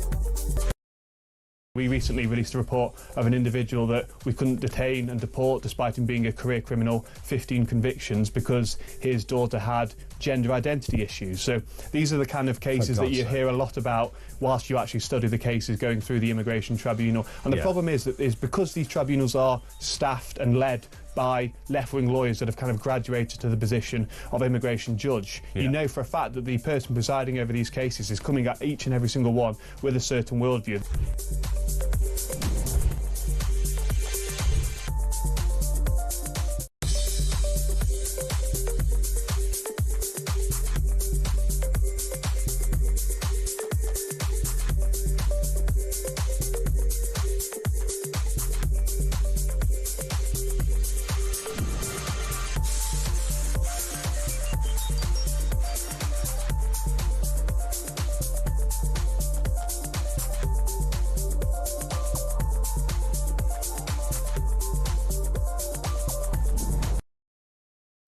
Across the UK, on DAB+, on your smart speaker, on your smart TV, and on your side. This is Talk. A very, very good morning to you. This is Talk, the home of common sense, coming up to 11:25. Tom Slater is also with me. Let's get your thoughts, and we'll get his response in just a moment. Basically, we'll ask you, as always, to get in touch on any of the big topics of the day. 0344 499 1000. But in particular, new Labour Health Minister Ashley Dalton saying women can have a penis, people can identify as a llama if they want, and they deserve dignity and respect. I mean, it's absolute madness. Oh yeah, and an NHS doctor who thinks he's a man, who thinks he's a woman, but apparently doesn't know the difference between biological sex. The thing is, if he doesn't think there's any difference or biology, then then why does he have to identify as a woman? Why can't he just be a man? And if there's no difference, I mean, this is my thing. We just got to the point when men could wear pretty much what they wanted and women could wear what they wanted. We didn't have ideas about, you had to be feminine if you're a woman and you had to be, masculine if you're a man. We got all very relaxed about that. Then we had to blow it all up again. But there we are. Let's go straight to the phone lines. Jackie is in Oldham. Hello, Jackie. Talk some sense to me, Jackie. Well, trans ideology is categorised as a psychiatric health problem. And we don't affirm people with anorexia, bulimia. Exactly. If they say they are fat, we don't affirm to them and say, oh, yes, you are, so they can go on and harm themselves. We don't do that. So people that are saying that you can identify as llamas or, that men can become women, they're not living in reality. Yeah. We used to call it gender dysphoria, as you say. It was a mental health condition, and treated as such, with sympathy, kindness, but nevertheless, an acknowledgement that it wasn't true. Yeah, I saw your interaction with Dan Hodges on Twitter, and it is not polite. It is not helping anybody to reaffirm something that is not true. Yeah. It is hard. Well, exactly. I mean, but it's supposed to be merged, the NHS, money has also been spent removing the healthy breasts of 1,000 women because they believe that they are born in the wrong body and they don't want a female body anymore. 1,000 women having their breasts cut off because of this mad ideology, and we're like going along with it. If someone said, I believe I should only have one leg, we wouldn't go, yeah, absolutely, let's cut off your other leg. We wouldn't do that. It's so absurd and obscene. We would go, that's crazy. I mean, the doctor would be struck off and probably imprisoned. But we think it's absolutely fine for someone's penis or someone's breast to be cut off. I mean, that's mad. It is mad. And I think we have to start calling out these people that are mentally unbalanced, that are coming out with these things. Yeah. Because we cannot, it's like a form of cultural Marxism. It's an authoritarian attack on the majority that don't believe in all of this. Forcing people to pretend to believe something that they don't believe is exactly what they did, Marx. I mean, again, it's like, 2 + 2 = 5. War is peace, true, lies are truth. It is Orwellian, and which is Marxist, Yeah, it is Marxist, because if you don't comply, then you're labelled as a transphobe, and it's about controlling the masses.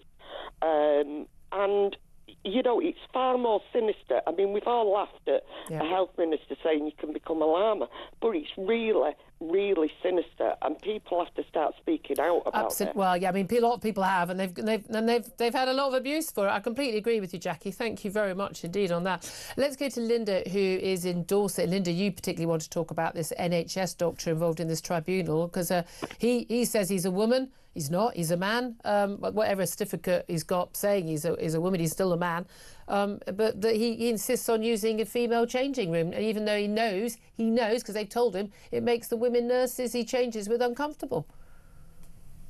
Well, why on earth has it gone to a tribunal? I mean, anybody with half a brain cell knows the answer to this. It shouldn't be in there. Yeah.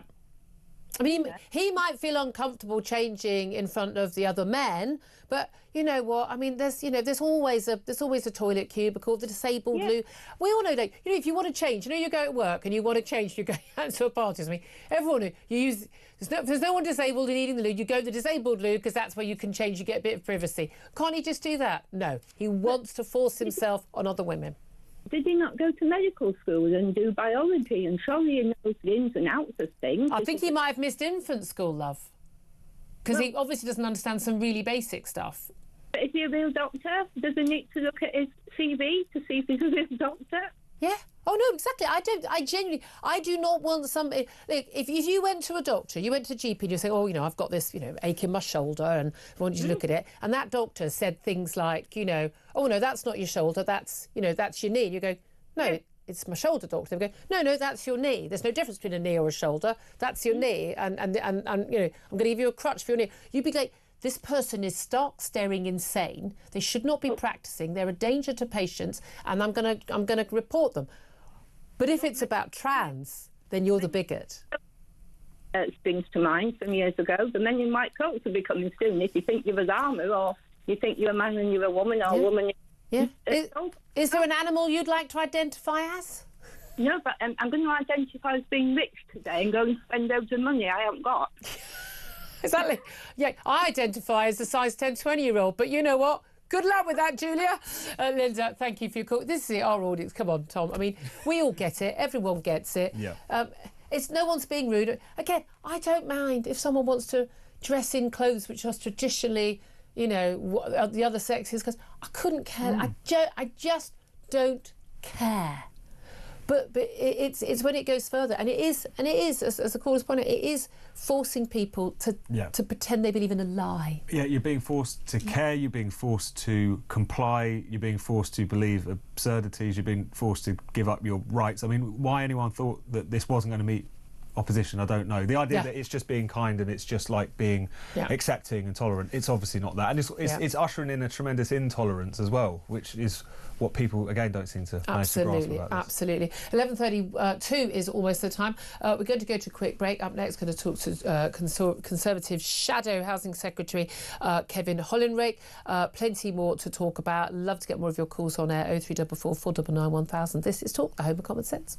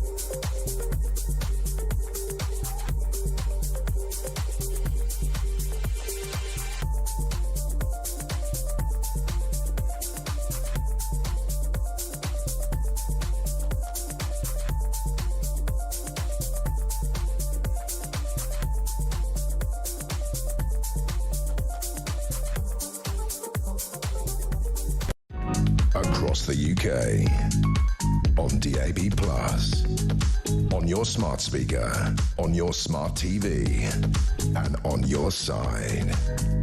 This is Talk.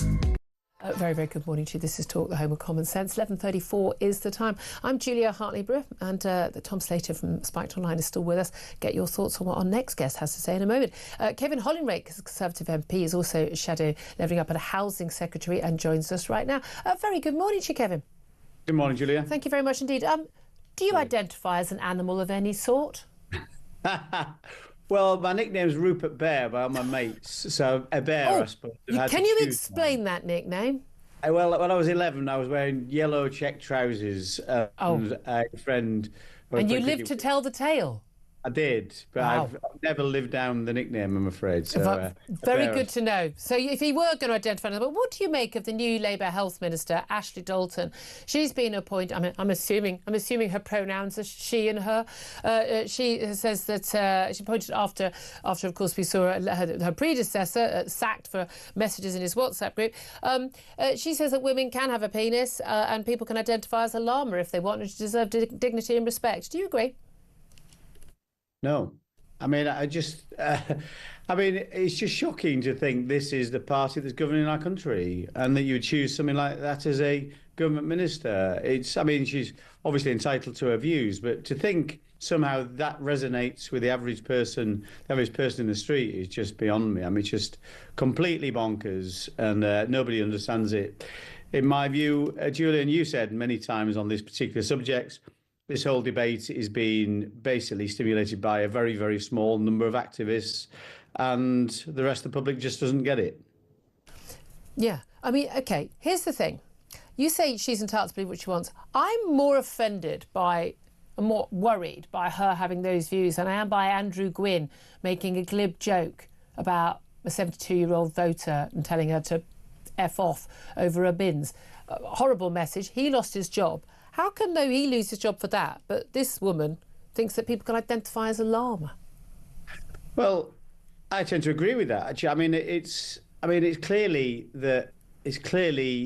Keir Starmer must have known about her past views, because anybody who can just with access to Google can find out what this member of Parliament said. It took people on X about 5 minutes. Yeah, exactly. So it must have been out there. And I've got to say, Julia, as you know, there are lots of people in the Labour Party that have these views as well. The Prime Minister. Well, he couldn't say what a woman was, could he, when he was asked? In fact, he basically said that 1 in 1,000 women has a penis. So he clearly has mixed views himself, and he's all over the place on all these policies, of course, Keir Starmer. So, you know, it's the person who believes in nothing will fall for anything, and that's where the Labour Party is. They fall for anything. This is complete nonsense. Of course, anybody supports the principle that anybody should be able to live their life exactly how they choose, as long as they stay within the confines of the law. But that does mean respecting other people's rights. And this is the serious part of this. To think somebody with a penis can go into a women's changing room or a women's toilet is absolutely an abhorrent... Isn't it weird, though? Because I'm just trying to think who's been in power for the last 14 years, Kevin. We seem to have this conversation every time. Tories like you and Kevin Baden, although she was sound on this, to be fair, as a cabinet minister, you're saying how awful this is, how mad this is. It happened on your watch and you guys did absolutely bugger all to stop it. Well, I'm not sure that's right, actually, but Tories like me, if you can what was wrong about what I said? Because I was going to say, if you can find any reference to me ever supporting the principle that somebody with a penis can go into women's prison or women's toilet... Call them what they are. You allowed it to happen while you were in office. Well, I think we made our mistakes. That's what I'm saying. You did bugger all to stop it. That's why a lot of people are saying it's a bit rich. You're speaking up now. I don't think that's right at all. As you just admitted now, Kemi, winning her qualities brief, did stand up against. Well, we didn't see a change in the law to stop it. On the contrary, it was happening in schools. It's happening in there are 2 men right now in prisons in England who were put there during the time that the Tories were in power, who are in women's prisons. How's on your watch? And they've got a penis. It's totally wrong that they should be there. Listen, you. On your watch. There are things we didn't get right. There's no doubt either. I think you'd admit that we stood up against a lot of this stuff. Okay, we could have done more. No, you didn't. No. I stand up against this, but I've got no power. You were in government. Your lot were in government with a big majority. You don't have to stand up for things. You can change the law and prevent it from happening, and you didn't. You didn't do it. We should have done that. That's right. See, so I was right. So what I said was right. Well, I don't think we did nothing. That's my point. Do you think this is why an awful lot of people... We should have done more, you're right. Do you think this is why an awful lot of people who've actually got... And people like me got a lot of time for Kemi Badenoch. I say she stood up on a lot of very good, strong issues, and she spoke out at the time on lots of issues and took a lot of flack for it as well.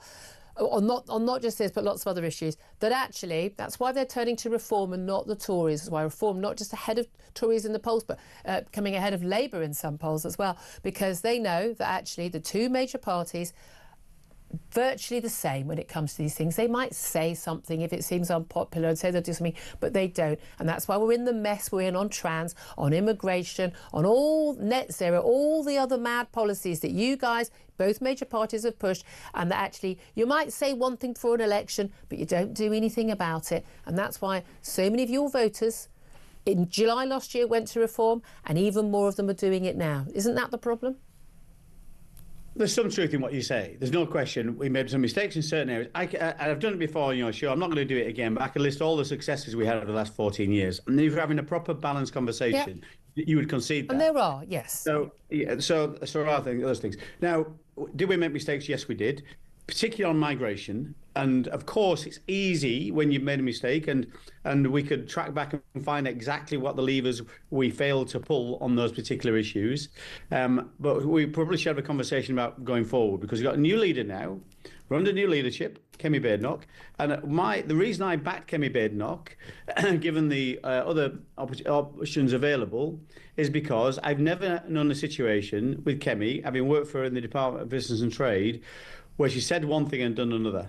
She's always been straight in what she said. So if she says, for example, we're going to keep net migration below X level, whatever that will be, she'll do it.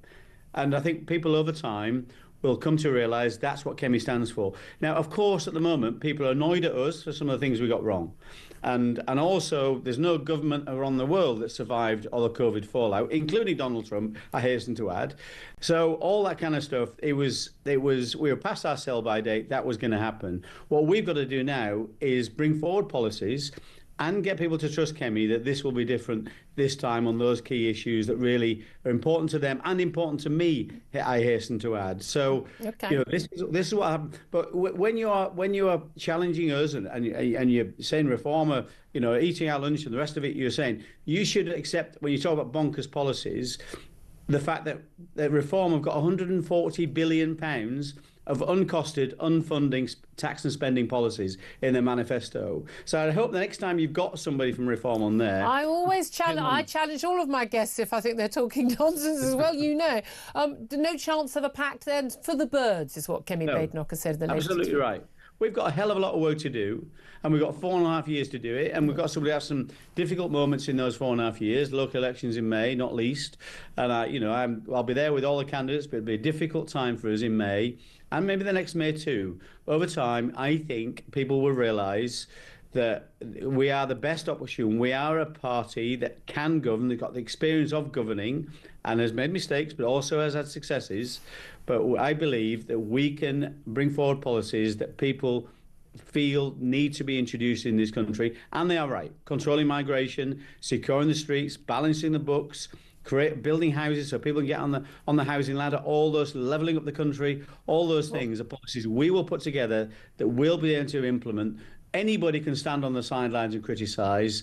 We have been there and know how difficult it is. But I think we can deliver on what we set out. And I certainly think Labour have been a bit surprised and shocked to discover how difficult it is. I mean, you shadow Angela Rayner.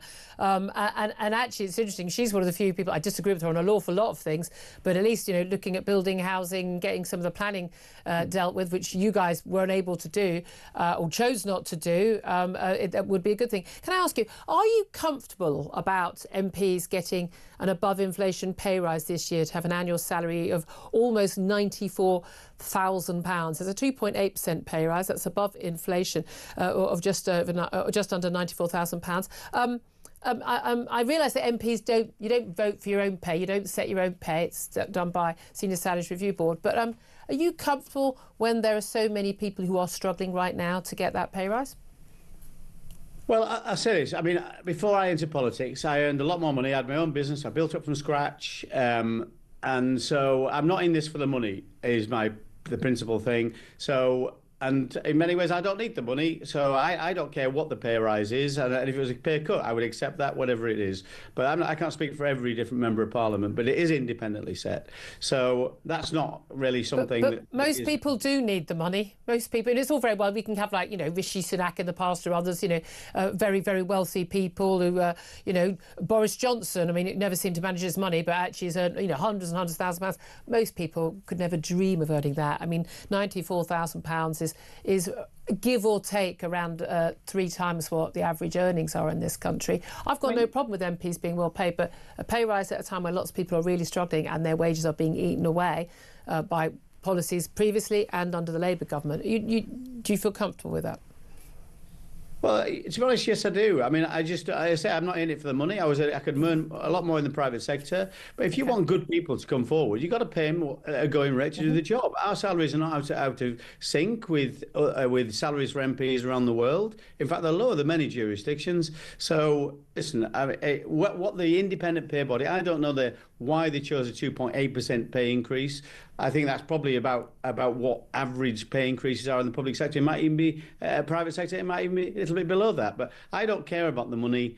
But I do care that some people do need to earn a decent amount of money to do this job, and they should be paid a fair rate to do it. Okay. I'm going to come back to you on something else. Very quickly, yeah. You cannot say we failed on housing. That is just totally wrong. Did you build all the houses you'd promised to build? Yes, we did. Record numbers of housing. Over the last decade, the highest level of house building in 50 years of net housing. You didn't hit your targets? Yes, we did. 1 million in the last Parliament. That's exactly what we did. I don't believe you did hit your targets when you actually talked about houses that are actually there for people to live in. Yes, that's right. Net housing formations, 1 million delivered in the last Parliament. That's exactly what we set out to do, exactly what we did. Oh, I will query that. If I'm wrong, then I'm wrong. I'll send you an apology. Can I ask you, just finally, Gen Z, I hate this generation nonsense, people aged between 18 and 27. So basically, young adults. A new survey has shown there is a deep generational divide in our country. Half of them believe the country is racist, and just 1 in 10 of them would be willing to fight for Britain if we were at war. Why do you think so many young people hate and are ashamed of their country? There's an old proverb that goes something like this: if you don't welcome young people into the village, they will burn it down just to feel its warmth. And I think we can't talk about a free market system, capitalism, if people don't know how they can accumulate capital. We've got to make it easier for people. Can you talk in English? You mean buy their own home, get a good job? Start their own business, save, get a good job, all those things, level up the country, all those kind of things are tied to that, a number of which lie in my portfolios, which I'm very pleased about, because we do want to bring a really good offer in for people to buy their home. Okay. We've seen typically socialist Labour reduce every single incentive for first-time buyers to get on the housing ladder. They've increased stamp duty, cut right to buy, cut help to buy, reduced the number of affordable homes to purchase. They are pulling the rug from underneath the feet of first-time buyers, and will become once again the party of home ownership. OK, really good to talk to you. Covered a lot of ground there. Kevin Hollingray, Conservative Shadow Housing and Levelling Up Secretary. Thank you very much, Steve, for that. We've got to go to a break very soon, but quick word from Tom Slater. I think they're always going to be on the defensive, aren't they, when people could just point to how much of a Horlicks they made over the past 14 years. I get there'll be specific things that they'll be able to say, actually, we deserve a bit more credit. You just can't accept something, they're making a trouble mess. But no, come on, most of the problems are of Tory making. No, and yes, that Tory party went through many different manifestations over those 14 years, but that you can't expect voters to accept that as an explanation. No, absolutely. Take a quick break. I'd love to hear your thoughts on that. 0344 499 1000. Up next, we are going to be talking about assisted dying bill. It's one that I would have supported in principle. Now, given the changes that have been made and the safeguards of our High Court judge having the final say in the night, I would now vote against that bill if it was up to me. We're going to talk to someone still defending that bill up next. This is Talk.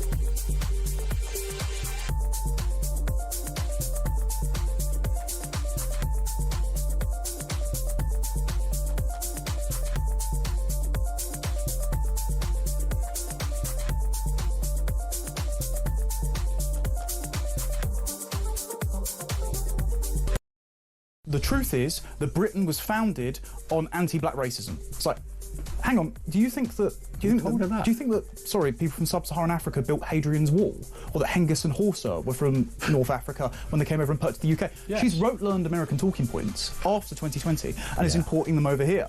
George Floyd, again, there's irregularities about the judgment there, but we didn't examine the fact that there was a massive race riot that happened in America. Very few people were prosecuted for that. Our Prime Minister still took the knee. We still revolutionised the education system to emphasise anti-black racism and all this sort of stuff.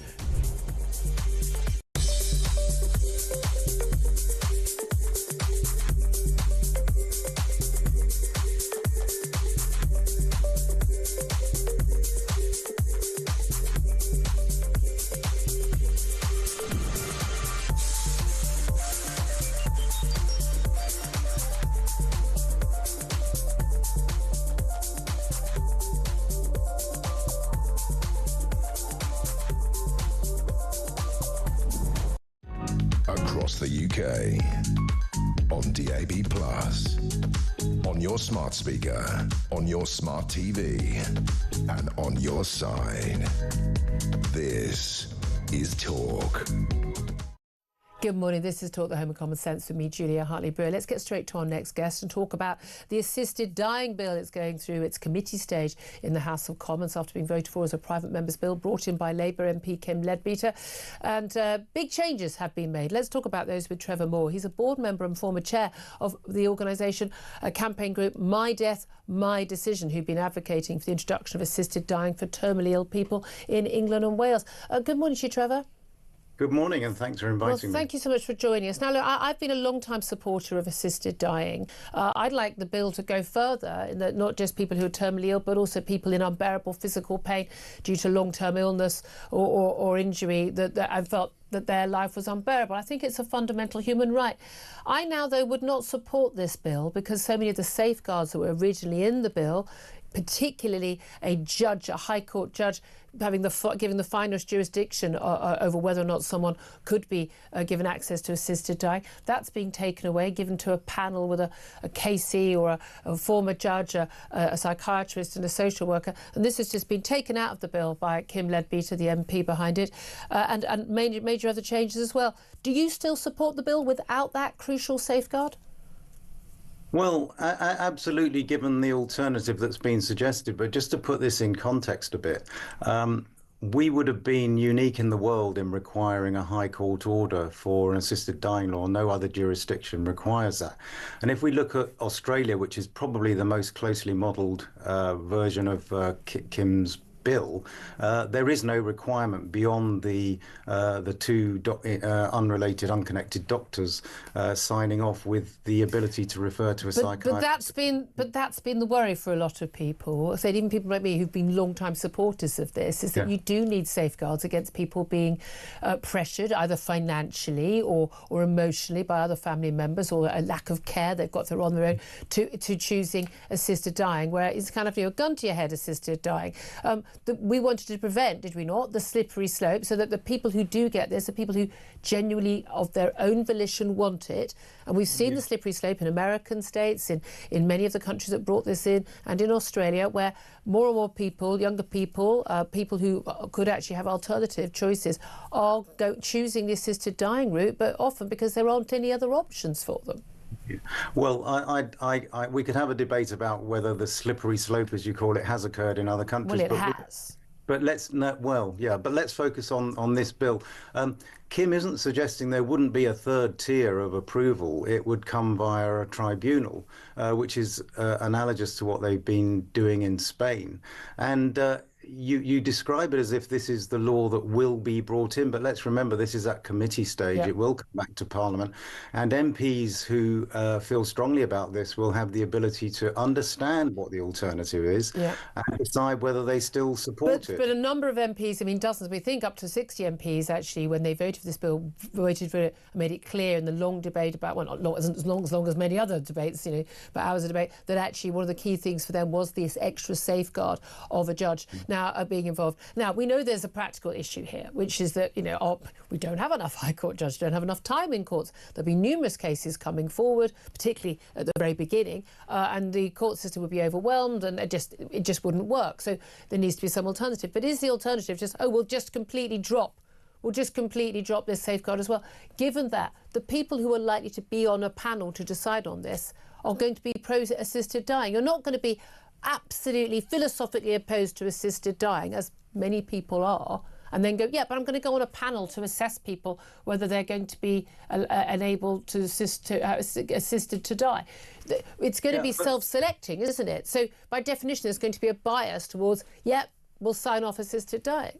I think that's slightly denigrating the professionals who would be involved. Is it? But let's remind ourselves, this isn't about whether someone should be allowed an assisted death as an ideological matter. This is about whether this individual, after what we've counted as 8 checks on the way to this tribunal for coercion and pressure and so on, we already allow people to make choices about their medical treatment. Yes. I can insist on having a ventilator removed. I can say I don't want the next round of chemotherapy, and the doctors have to assess at that point whether they think I've got capacity, whether the family said to me, go on, Dad, you don't want the next round of chemo, do you? I mean, it arises in medical situations already, and I do think that you talk as if there won't be a third tier. There will be a third tier. I'm just not sure I trust that third tier. I understand all of those points, and we know that people do commit suicide, and there are times when people, and again, the reason I support assisted suicide is I think there are times when it is the best option for people who cannot be, they've an unbearable pain. It's not a quality of life that they choose. I fundamentally believe we should be able to decide our future like that. But when the state is getting involved in assisting people to kill themselves, that is a very different thing, and that's where you need to have those safeguards. I'm all in favour of this bill, a bill going through, but this doesn't cut it anymore. Well, I'd like to persuade you that when you learn the full detail of what this tribunal will entail, that you might change your mind. But that's the important thing, that I would encourage MPs to be open-minded about this alternative. You spoke of it as if it was being swept away completely. This is a replacement. And as I say, in Spain, they already have this system, a tribunal. And what's more, it's actually localized as well, which makes it much better and more personal. We're talking about people who are dying here. And I think that, if I may say so, some opponents sort of talk about what they'll do to people and what we can do to people, and forget the fact that at the heart of this lie people who are suffering unbearably. The practicalities of them having to appear before a panel, for example, have yet to be addressed, as far as I can see. Okay. Well, there's no much more. I'm sure, again, it's going to run and run this debate, I think. Trevor Moore, appreciate you joining us. Hope you'll join us again. He's former chair of My Death, My Decision campaign group. Tom Slater, a brief word from you. I just addressed this idea that there is no slippery slope. Canada, in the space of 10 years, went from a bill very similar like this in terms of the amount of people who would fall into its jurisdiction to now talking about extending MAID, as they call it, to people who just have mental health problems. Everywhere it's been tried, more or less, the slippery slope has proven itself to be very real, and I just wish advocates would accept that was the case. In some countries, like 5% of deaths are assisted suicide. And again, I say this as someone who is in favour of assisted suicide. I would like the right myself, and I certainly want the right, and I want to extend it to people who are unbearable. But let's have a sort of honest debate about it, I suppose. And it needs to be open and honest, exactly, and that's crucial. Lots more coming up. Do stay tuned. This is Talk.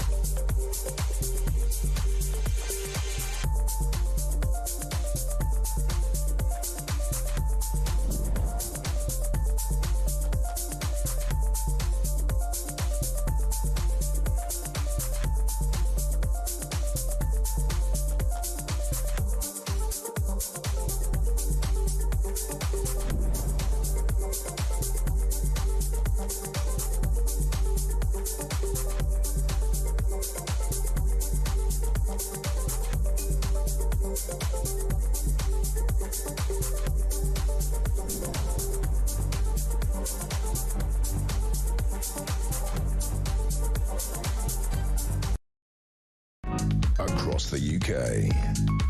On DAB+, on your smart speaker, on your smart TV, and on your side.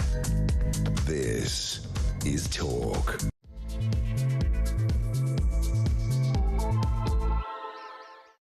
This is Talk, the Home of Common Sense. I'm Julia Hartley-Brewer. I told you at the beginning of the show, didn't I, that this is going to be a packed show. We are racing to get in everything. These adverts and news breaks, they keep getting in the way. Guests sometimes as well, but trying to get to as much as we can. Always so much to talk about.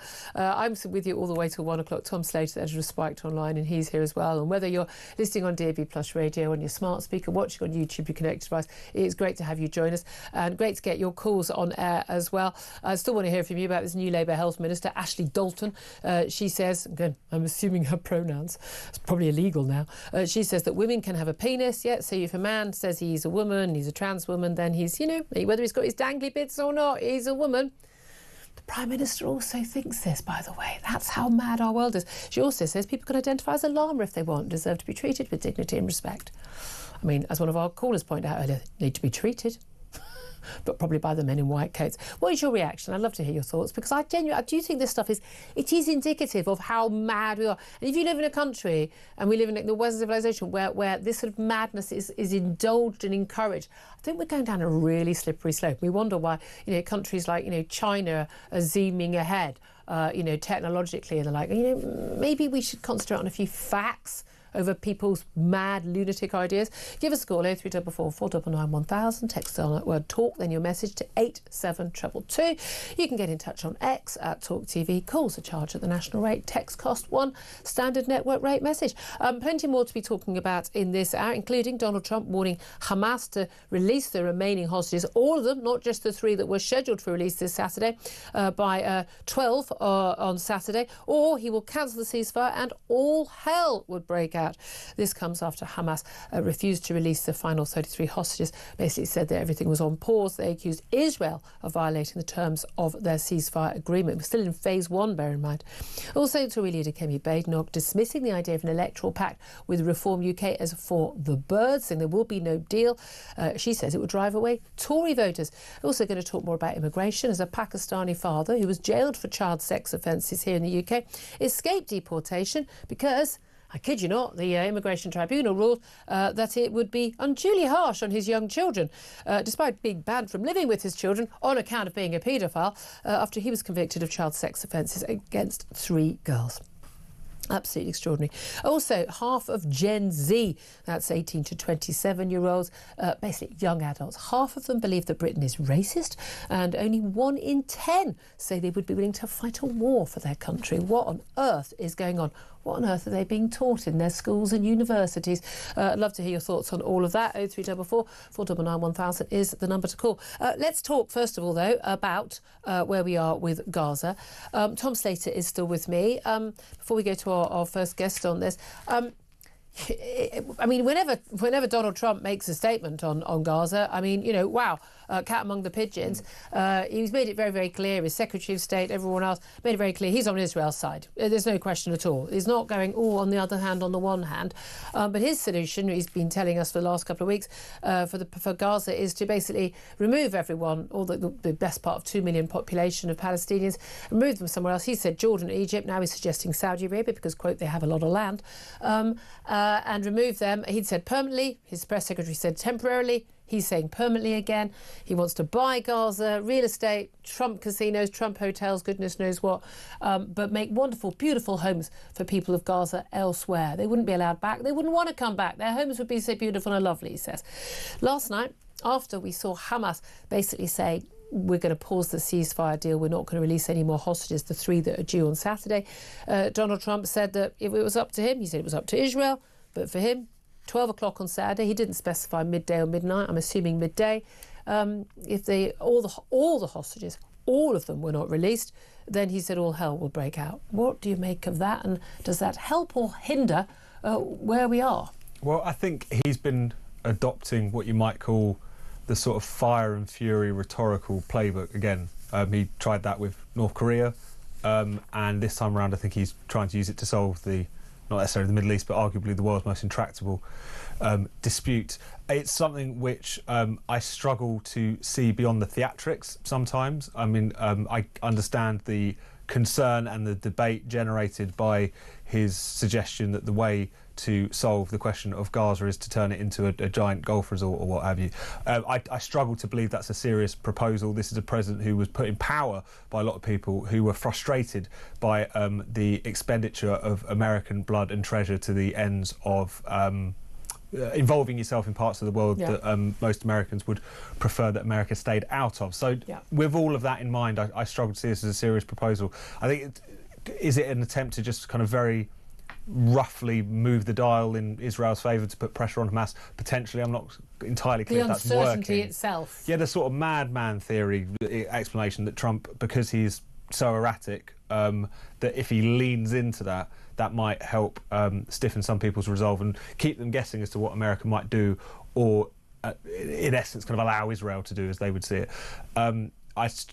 On its own terms, I struggle to see it as a serious proposal, but I think it's an indication of how fraught things remain, and that whilst many people were seeing that ceasefire deal and as acting as if this was going to be even a medium-term solution, I think the smart money was on it always breaking down, partly because Hamas are very dishonest brokers, but also because at the end of the day, Israel has an interest in not just letting Hamas stay in power, which is what that ceasefire deal would have done. They've made it very clear that cannot be the end result. Well, let's talk to my next guest about this. Is journalist Yvonne Ridley. You'll remember Yvonne Ridley was captured by the Taliban in Afghanistan in 2001, just before the attacks on Afghanistan by the coalition forces. She was held captive for 11 days while working for the Sunday Express.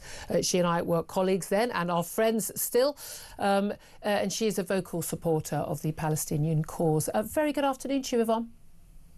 Good afternoon, Julia. Yeah. It's going to start nice and friendly. I've a horrible feeling it's not going to end that way, Yvonne. I suppose first of all, before we get into the ceasefire deal and what Trump said and what Hamas have said, when you saw the state of the 3 Israeli hostages who were released on Saturday, who have said they've been beaten and tortured, starved within an inch of their lives, coming out looking like they've been in Belsen, or Auschwitz, the state of them, so skinny and wretched. And they said they've been held in tunnels underground the entire time, living on a pita bread, every couple of days, and the like. When you've seen the state of the female hostages who, when they were released, being forced to parade in front of baying men, does that in any way make you question your support for the Palestinian cause? No, because I had seen the pictures of hundreds of Palestinian prisoners, political prisoners, who were in a worse state. The majority of those released by Israel are still in hospital. They had signs of torture, abuse. They were skeletal, as though they'd just walked out of Belsen. And so, I saw the 3 Israeli hostages. I did feel for them. Their bodies spoke volumes. And what did they speak to you? What volumes did they speak to you? That they'd been tortured by Hamas, the ruling governing organisation of Palestinian people in Gaza? Well, to tell the truth, Julia, I didn't read that many stories from the Israeli hostages. How convenient.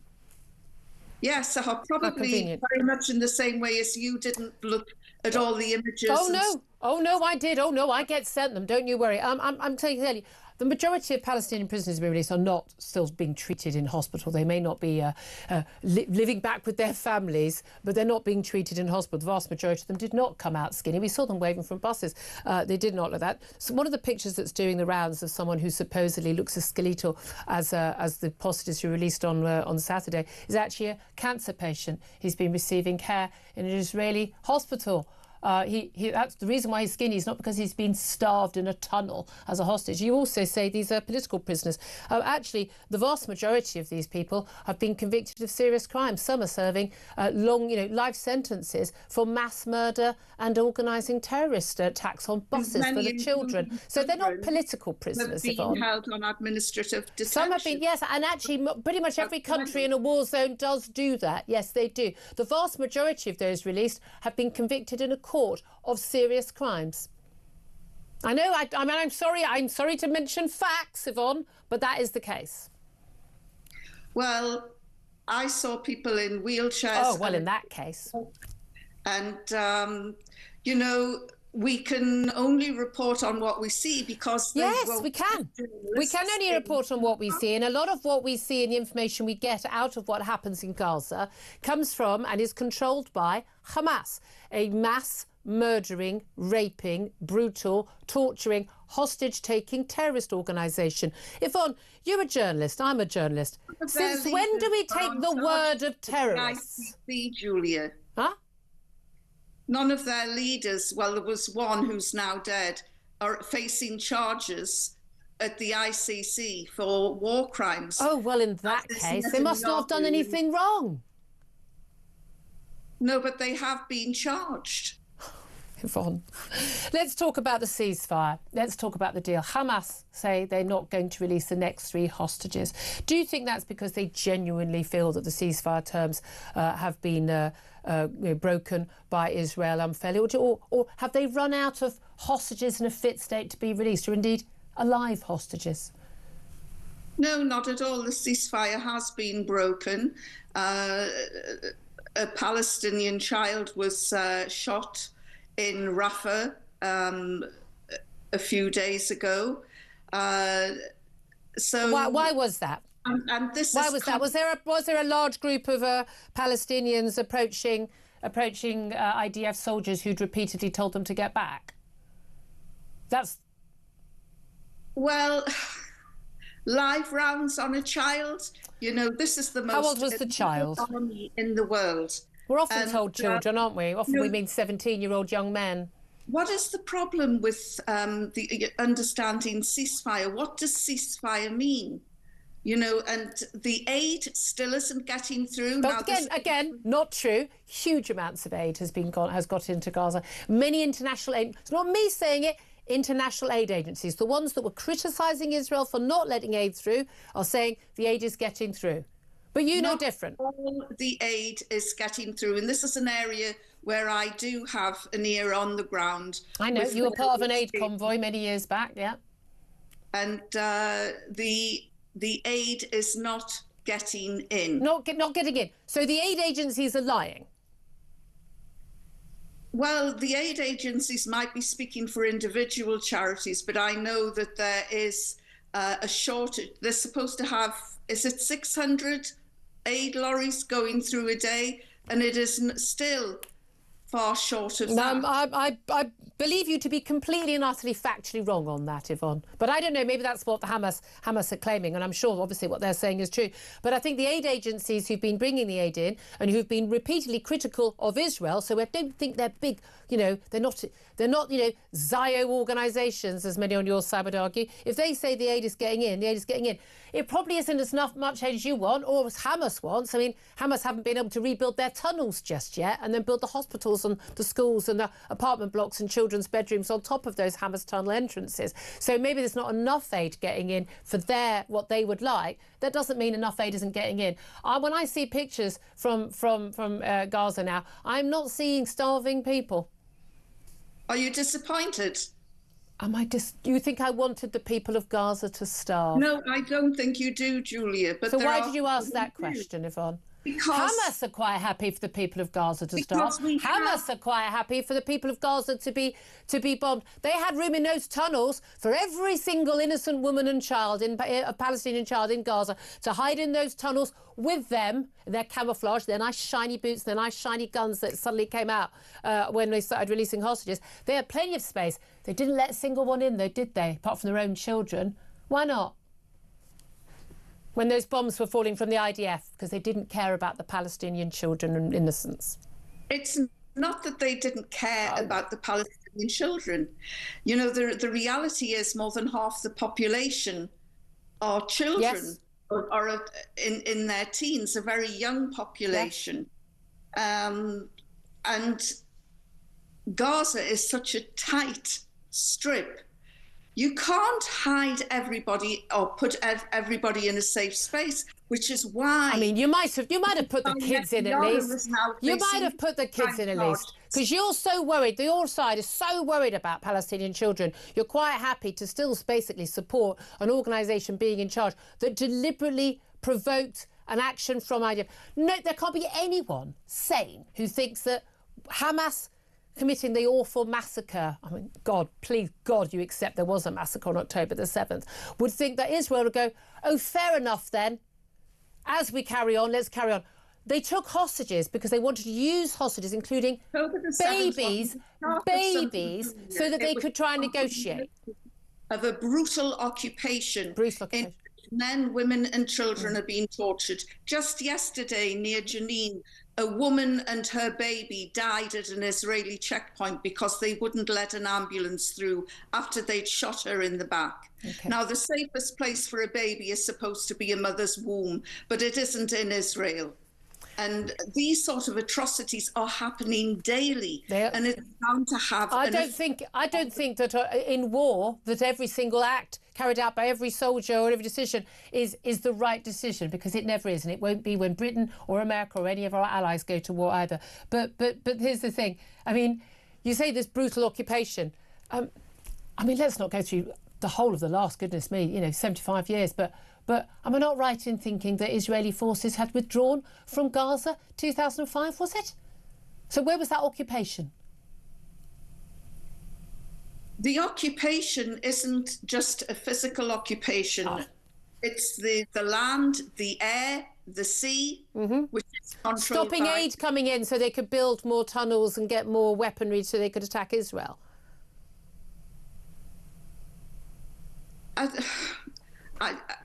You're just repeating Israeli propaganda. Am I? Oh, it's funny, because I thought you were just repeating Hamas propaganda. On fact and detail.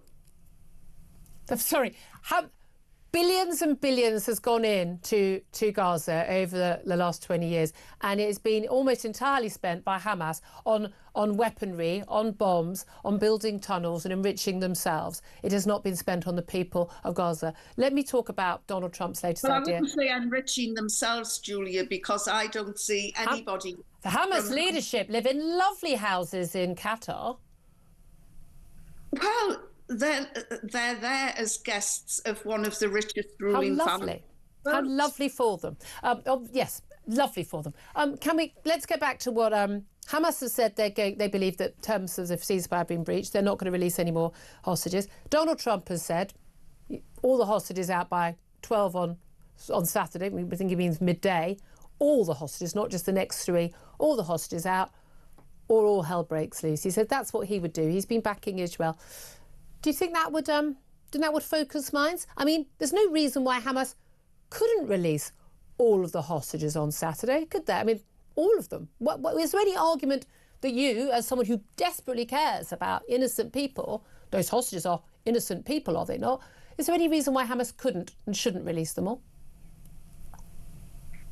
Once the hostages go, and every act of kindness that has been shown to Israel has just been backlash. Sorry? Every act of kindness? Yes. Are you kidding me? Are you kidding me? Every act of... What were the acts... Do tell me what the acts of kindness were. The pitch of bread once every 3 days for those men kept in a tunnel for 16 months? How generous, how kind. And you're focusing on the 3 men. Oh, silly me. If we look at the women... Oh, you're going to go there. You're going to go there. Didn't they look well and healthy, Yvonne?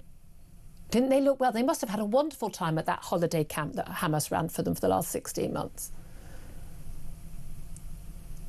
When you were held captive, when you were held hostage by the Taliban, you were fed.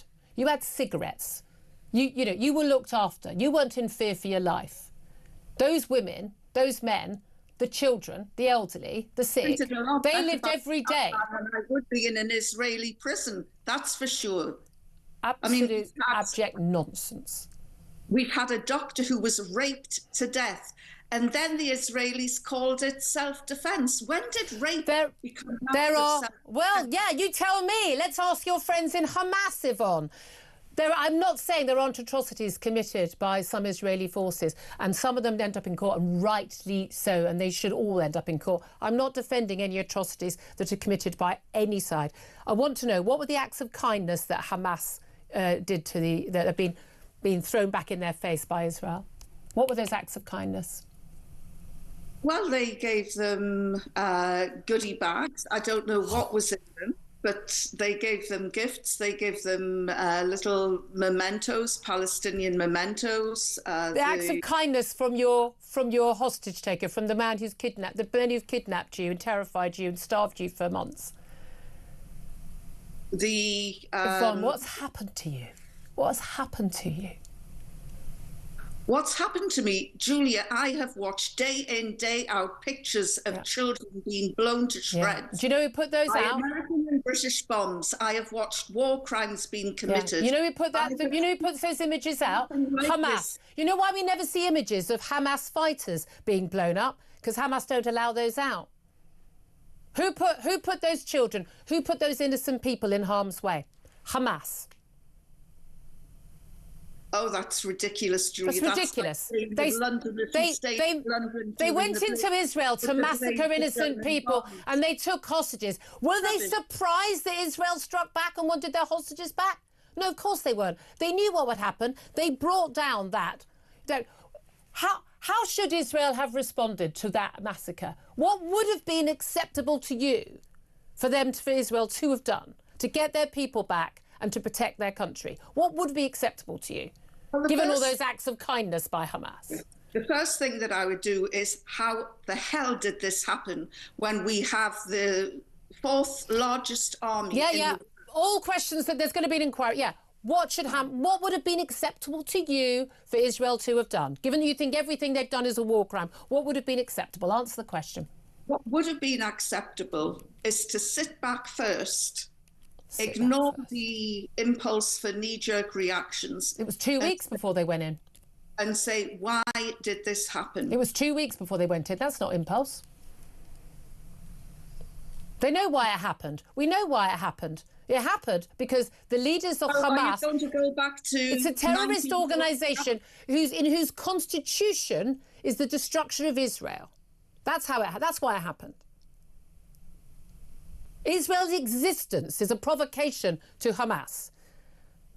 That's why it happened. Where did the Constitution come from? OK, so what would have been the acceptable response from Israel? What could they have done? What could they have done that would be acceptable to you, Hamas apologist? What would be acceptable to you? I'm not a Hamas apologist. You've talked about their acts of kindness, giving goodie bags to the women who've been held captive in tunnels and starved. I think that makes you a Hamas apologist, Yvonne. What would have been acceptable to me as a civilised human being who doesn't believe in striking back? No, of course not. I would sit back and say, why did this happen? And then what action? Why did this happen? What action? You've said that bit. What action? What would be acceptable action, if any? Well, the first thing I'd do is interview the Israeli female soldiers who said we tried to raise the alarm, but nobody... No, you haven't. No, you're not answering my question. What would be... Seriously, last chance. What would be the acceptable action from a nation state invaded by a terrorist organisation who raped and murdered, massacred, took hostages? What would be an acceptable reaction? If that happened to us here in the UK, what would be an acceptable reaction? Bearing in mind you're territorial army trained, Yvonne. What? You didn't mention the 40 beheaded babies, Julia. No, because that didn't happen. No, because it didn't happen. It was never claimed by the Israeli officials that it did. It was a miscommunication between a journalist and I've never claimed that because it didn't happen. I don't have to make up lies about the atrocities committed by Hamas because there's enough truth and facts which are completely verifiable. Why won't you answer the question? I've told you I would sit back. Haven't. I asked what action. They're sitting back. They're asking questions. What action would Israel have been allowed to take in your civilised worldview in response to October the 7th? Answer the question, please. To go down a legal channel. Down a legal route. Yeah. OK.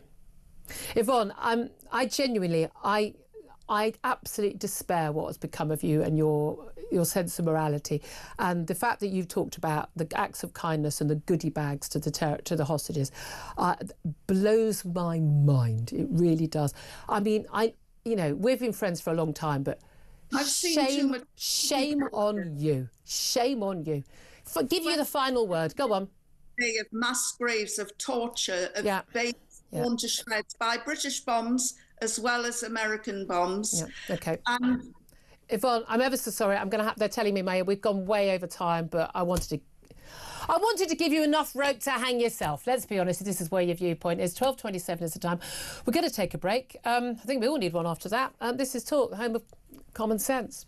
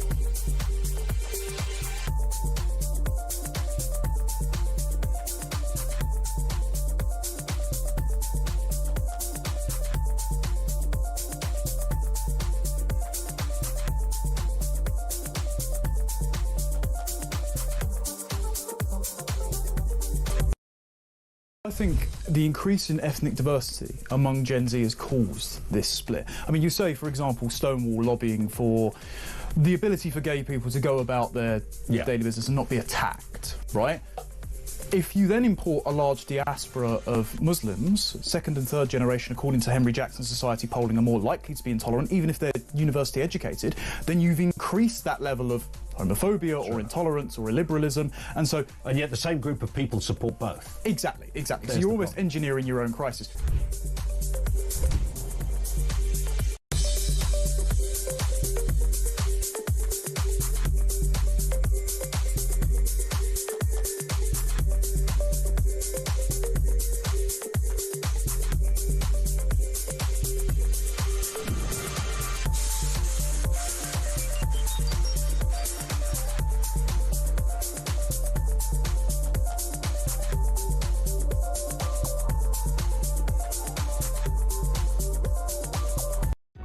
Across the UK, on DAB+, on your smart speaker, on your smart TV, and on your side.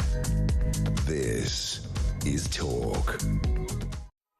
Welcome back to the show. 12:30 is the time. I'm Julia Hartley-Brewer. This is the home of common sense, not necessarily from all of our guests. I'm genuinely blown away by Yvonne Ridley. It's very difficult things. You know someone for years. I don't break up friendships because people's viewpoints on major political issues.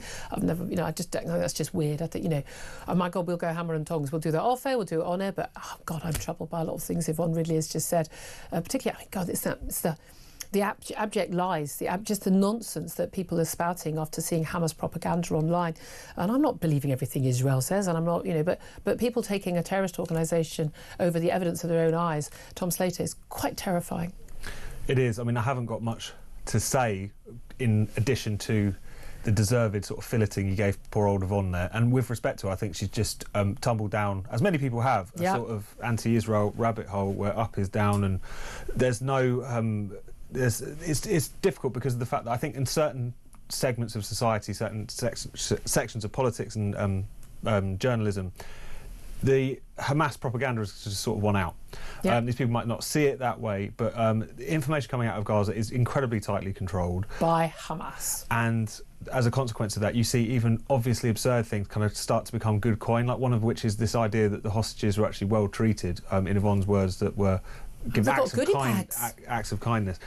You cannot for a second take that seriously, just because of the fact that they hold this disgraceful stunt when they release those female hostages, where they have their little goodie bags and all the rest of it. You actually see a balaclavaed Hamas videographer walking around and filming them with a nice SLR camera. And then she goes, making them wave. Making them hold the things up the right way around after the ordeal that they've just gone through.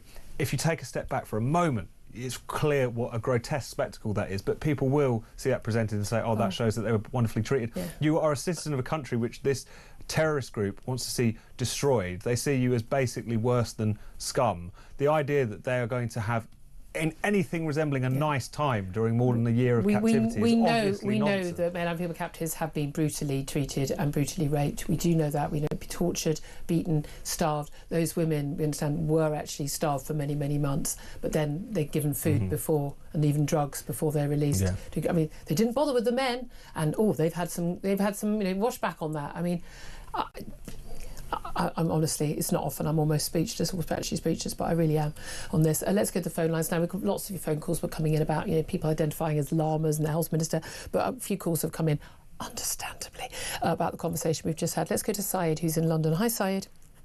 Hi there. Look, I'm sort of calling more because I'm very worried about the possibility of a breakdown of the ceasefire, that hostages, which are being held for years, but on both sides. No. Israel doesn't hold hostages. They have detainees and they have prisoners. They don't have hostages. Julia, there are people... Words have meanings. Children. Excuse me. They are literally children. Some of them are children. Yeah, the people who've thrown stones and... Please let me speak. Please let me speak. You've been talking a lot. Well, you can't spout lies on my show. No, I'm not. Okay, they have been children who've been arrested, who have been convicted without any lawyer or any adult present.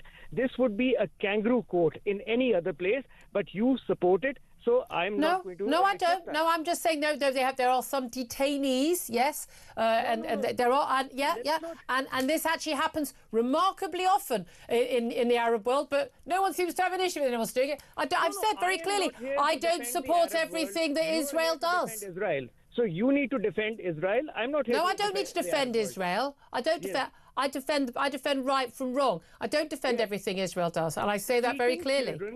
Treating children to a law court without an adult or a lawyer present is a disgraceful behavior. It is disgraceful. Not as disgraceful as massacring them, raping them, or putting them in a tunnel. It just isn't. But you're worried that the ceasefire is going to break down. But who's breaking down the ceasefire? It's Hamas, isn't it?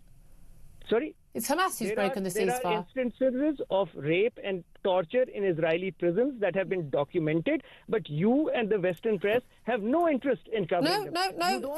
Any interest any mistreatment should go before the courts, and often these cases do go before the courts. I asked you the question. It's Hamas who's broken the ceasefire, isn't it? They're saying they're not going to release hostages. I am saying that if the President of the United States comes on TV repeatedly and talks about ethnic cleansing of Gaza, that will have an impact on how Hamas behaves with the hostages. No, okay, Saeed, I'm going to have to leave it there. I've got to squeeze in one more call before we've got to go to break. We're running so late. Dave is in Essex. Dave, I've got about a minute. I wanted to get you on air. Good morning, afternoon to you, Dave. Oh, hi. Hello. Sorry. What do you want to say, my love? I think Donald Trump is trying to emulate Theodore Herzl. Theodore Herzl is the high priest of Zionism. He travelled over to see the Grand Mufti in back in the day, and made a proposal to the Mufti to buy Palestine. And the Mufti kind of said, well, no, because the Muslim world is never going to agree to this. OK, I don't think we can do full-on history, by the way, if that's all right. Do you think that Donald Trump, what he's doing, is good or bad? Do you think it's going to have a good or a bad impact? I think it's going to be good because he's trying to make Palestine an American protectorate so that they have, you know, the arm of the... But without any Palestinians in it? I beg your pardon? But without any Palestinians in it, and apparently without any US troops to... No, I think Donald Trump is trying to bring it together where they're protected. No, he said he wants them permanently removed, so that's different. Under the umbrella. Dave, I'm going to have to go to a break. I'm so sorry. We're going to go straight to a break. We're going to talk to Lord McKinley, Conservative peer, up next. This is Talk.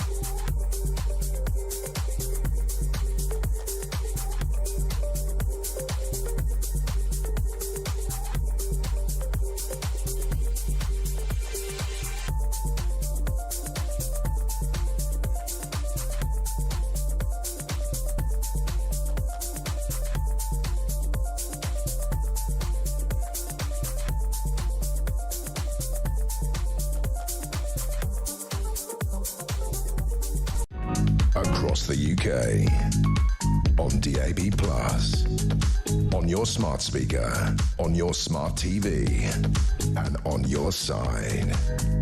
This is Talk. This is Talk, the home of common sense for me, Julia Hartley-Brewer. Let's get straight to our next guest, Conservative peer and long-time friend of the show, Lord Craig McKinley. Very good afternoon to you. Hello, Julia. Thank you so much. So much to talk about. I'm just going to go straight in there on the Tories. Should there be some sort of deal between the Tories and Reform ahead of the next election, or are we going to be stuck with this bunch of complete useless lunatics who are currently running our country? You've got, you know, people think that women can have a penis, that think that, you know, we can have a successful booming economy by having the highest energy costs in the world, and you name everything. Oh yeah, and have pretty much open borders but pretend to be strict on them. The only way they're getting out of power is if Reform and Tories have a pact. Should they do that? There's a long way to go yet, Julia. We've got 4.5 years of this diabolical socialist Labour government, and I think that will concentrate minds. I mean, just go back to July the 4th when we had that election. The morning after, it was apparent that both Conservative vote, Reform vote was very substantial. And it was more than enough to have quashed any Labour vote, and we wouldn't have had the supermajority by Labour. Now, that was bad enough the morning after the night before, but we've now been living through 6 months of a Labour government, and it is even more horrific and horrendous than any of us even considered on July the 5th. It is truly bad. It is pursuing this mad energy policy. It is prepared to give away, you know, British territory of the Chagos Islands, and not just for nothing, but with a huge dowry attached to it. We've taken away those the winter fuel allowance. And, you know, I could go on and on and on, and prepared to destroy our farming. So what do we do about that? We cannot have another situation where the right of centre vote is split. That does not do any of us any good.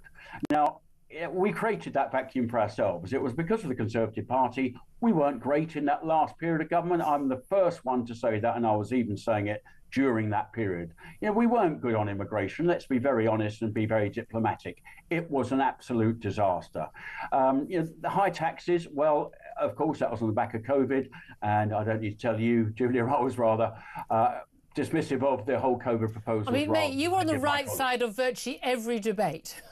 Well, I know I will be on net zero. It might take a little while before the lights go out to make people realise that I'm right. But anyway, let's get back to the matter in hand.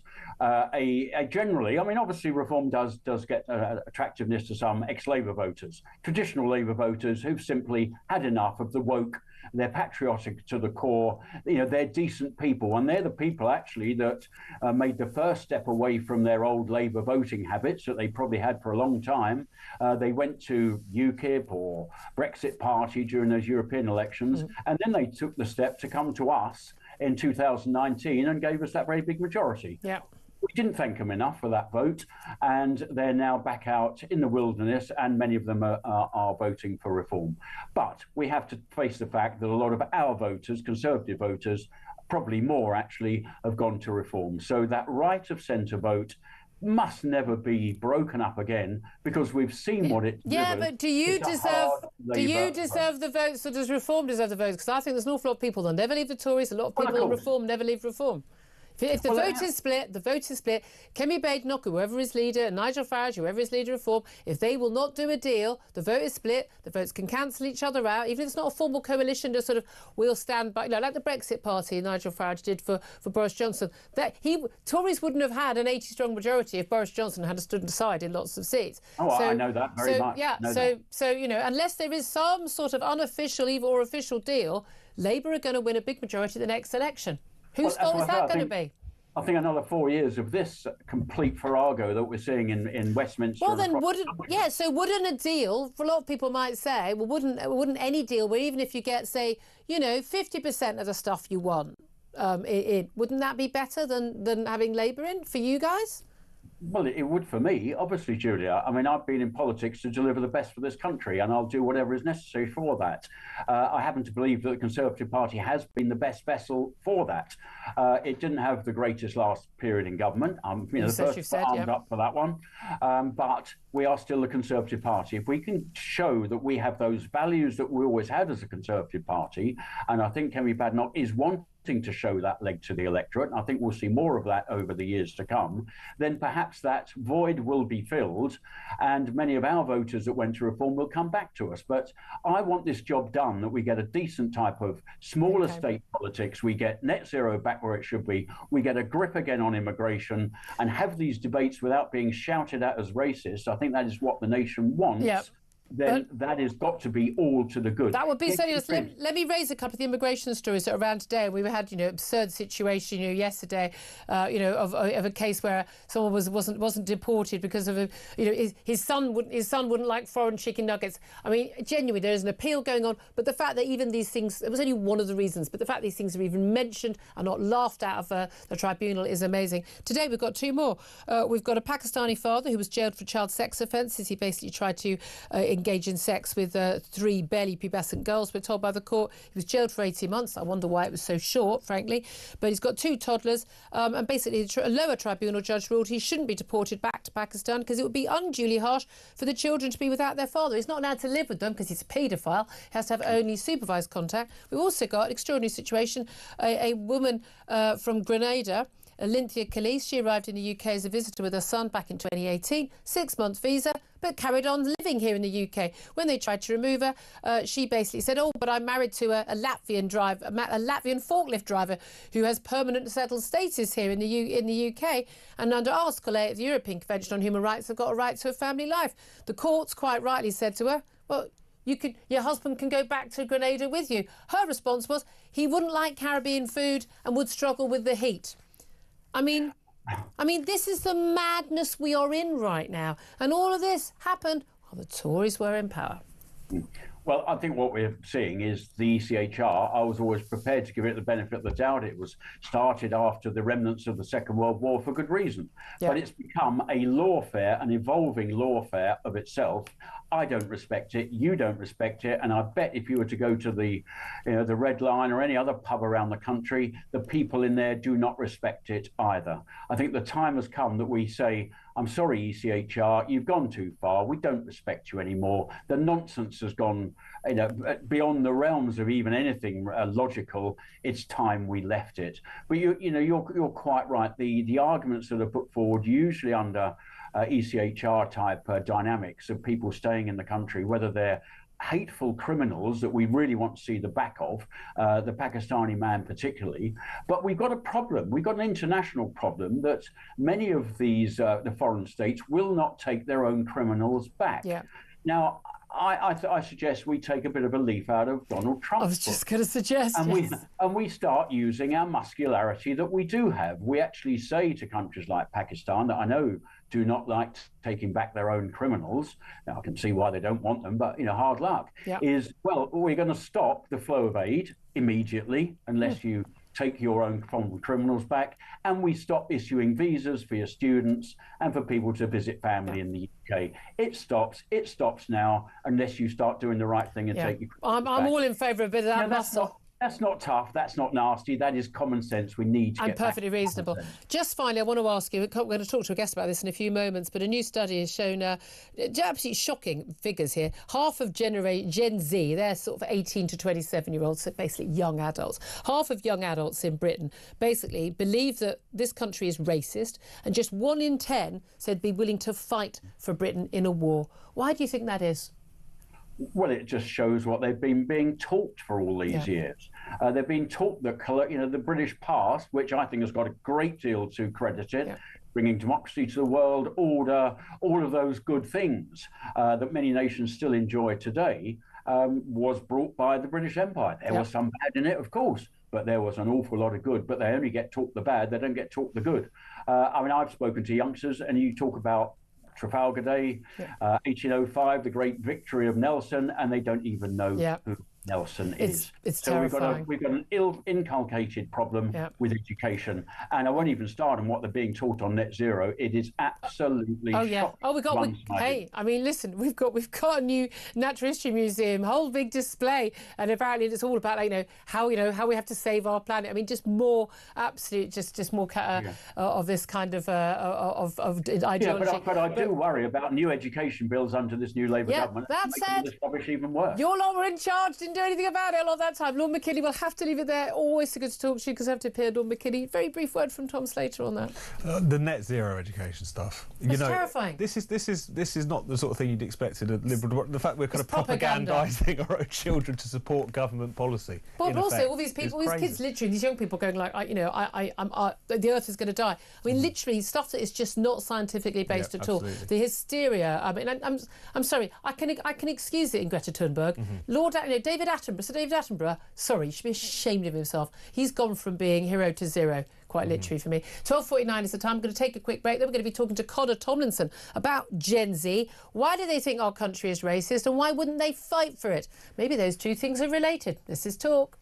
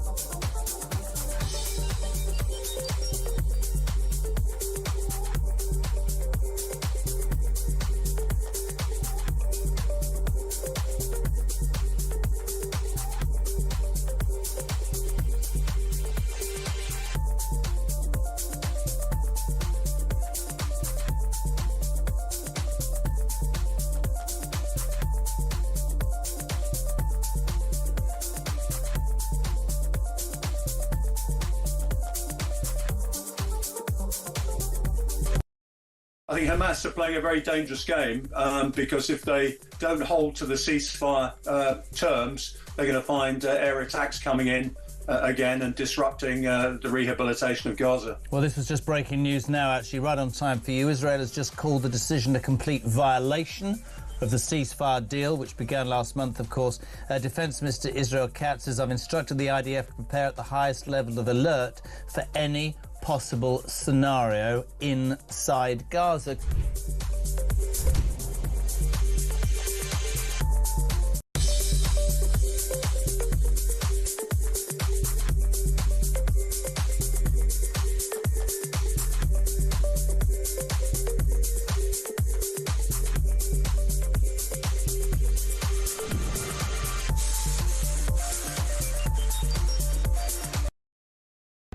Across the UK, on DAB+, on your smart speaker, on your smart TV, and on your side. This is Talk. This is Talk, the home of common sense. 12:53 is the time. I'm Julia Hartley-Brewer. It's been a bit of a lively show, hasn't it? I imagine it will continue to be so the next few minutes. And certainly when Ian Collins is here after 1. Tom Slater's editor of Spiked Online still with me. Got a guest to talk to you about this, but I want to ask your thoughts first of all. Are you proud to be British? And would you go... And do you think the UK is racist? And would you go to war for your country? Oh, where to start? 3 key questions. Yeah. On the kind of proud to be British is an interesting one. I'm certainly very grateful to have been brought up in this country, a place where I can, even though things are on the slide a little bit, but it is a generally prosperous, free place to be. The question of why younger people are increasingly not just unpatriotic, but in certain aspects being taught to be anti their own nation. I think we know where that stuff is coming from. There's a general cultural script that they're reaching for. Is that a thing that younger people just tend to indulge with before growing out of it? Maybe to a degree. I think Generation Z is often caricatured in one direction or another, when the truth is probably that they're not so unlike any other generation that's come before. Would you fight for your country if you're called upon? I think when push comes to shove, you would hope that everyone would, and I would try to put myself in that. Well, Gen Z, apparently, 18 to 27-year-olds, they would not. 1 in 10, one in 10 only said they were willing to fight for their country in a war. A new study by the Times with pollsters at YouGov shows that actually, I think we're told, these are the first millennials coming of age. 18 to 27-year-olds. Can everyone just start talking in clean English so everyone knows what they're talking about? Young adults in this country, half of them think the country's racist. Just 1 in 10 would be willing to fight for the country. They're simply not proud to be British anymore. Connor Tomlinson is contributor at Courage Media. Connor, first of all, why do so many young people feel this way about their country? I think there are 3 groups here, Julia, and the Times curiously didn't provide gender or ethnic breakdowns. Which is weird, because they're kind of obsessed with a lot of that stuff. I know, that is very curious. So there are 3 groups. The first group is largely young women who have been raised on a steady diet of anti-British education in schools, but also on social media. Yeah. And so they think that Western civilization is the source of all the world's problems, and you can pin on it inexpungible and unique historical guilt for slavery, which we helped to abolish, or all the wars in the world. Yeah. The second group is, of course, young ethnic minorities, because Gen Z is the most diverse ethnically and therefore culturally of any generation that Britain has ever seen. And so when earlier polling said that Gen Z would quite like a strong man or an anti-democratic leader, how many of them were thinking communism? How many of them were thinking fascism? Or how many of them thinking caliphate? And that was not raised in that polling either. And the third group is young white men like me, who would actually agree that, yeah, Britain is racist because the diversity and inclusion policies of the Equality Act discriminate against me in public sector hiring. Yeah, I don't actually want to fight for my country in foreign ventures that involve bringing pride parades to Iran, for example. Yes. If we were invaded, and we are currently being invaded for our immigration policy, I would happily defend my homeland. But actually, me even saying that gets me discriminated against by my own government and put on a watch list at the Home Office who call me far right. So who and what are we defending is the question. Yeah, no, that's a very, very good point. And I think there are a lot of people, a very age group, who question, would I want to fight for my country if there was conscription? Would I be willing to go and sign up to that for a war in a far-flung land? And I'm amazed how many people, again, that don't understand, the importance of us supporting Ukraine, for instance, or indeed the importance of us supporting Israel against the invasion from Russia in Ukraine's case, and the attack, civilizational level attack that we see from Hamas. But this is the thing. There's a very different matter from defending defending your own country if your country was invaded, which I just can't imagine anybody not thinking that. But I think if you raise a whole generation, a couple of generations now of young people to believe that our country is, as you say, responsible for all the ills in the world and is a terrible, terrible place, we're responsible. The Industrial Revolution, not a good thing, because apparently, global warming. Slavery, well, we abolished it. Oh, but we were apparently uniquely responsible for slavery. A total ignorant knowledge of history, as in every single empire has actually perpetrated slavery. Some are still doing it right now. We were the only one ever to actually pay a fortune from our own coffers to end it. But why do you think that the people who are teaching these young people, why do you think the people on social media, other than, the Russian and Chinese bots doing this, why do you think they believe that? Because that's what they're telling our kids. Why do they believe that madness? So lots of people that have gone through the education system, mainly for a secure job because they can't compete in the marketplace, and so they glom onto public sector unions and take an increasingly share of the very high tax burden. Lots of them have been hopped up on intersectional, very let's say race and gender communist ideas that have been fed, which is what they are. Yeah, and it's been drip fed into teacher training courses and the curriculum materials, and even the best of teachers, and I've got some in my family, unless they're very wise to this sort of stuff, will just regurgitate what the curriculum materials are, because it's quite tough to stage manage 32 kids behaviourally and create new lessons every single year. On the two conflicts that you raised, though, I think they're slightly different, and allow me to elaborate. I can't. We've only got about a minute. I can't. I've got about 30 seconds, Connor. Ukraine, to young men like me, looks like another foreign policy venture where we are fighting for the democracy of another country while our one at home is eroded. Whereas for the Israelis, I completely get why Israel are defending their country against the Hamas terrorists. We've just had the grooming gangs. I think that's a comparable crime. I think it actually indicts our government that they didn't respond to the grooming gangs in the same way as October 7th, and that's why lots of young men like me have no faith in our current ruling order. Very interesting. Connor Tomlinson, thank you very much. He's a contributor at Courage Media. Delighted to be joined now by Ian Collins, who's going to tell us what's happening on his show. Hello.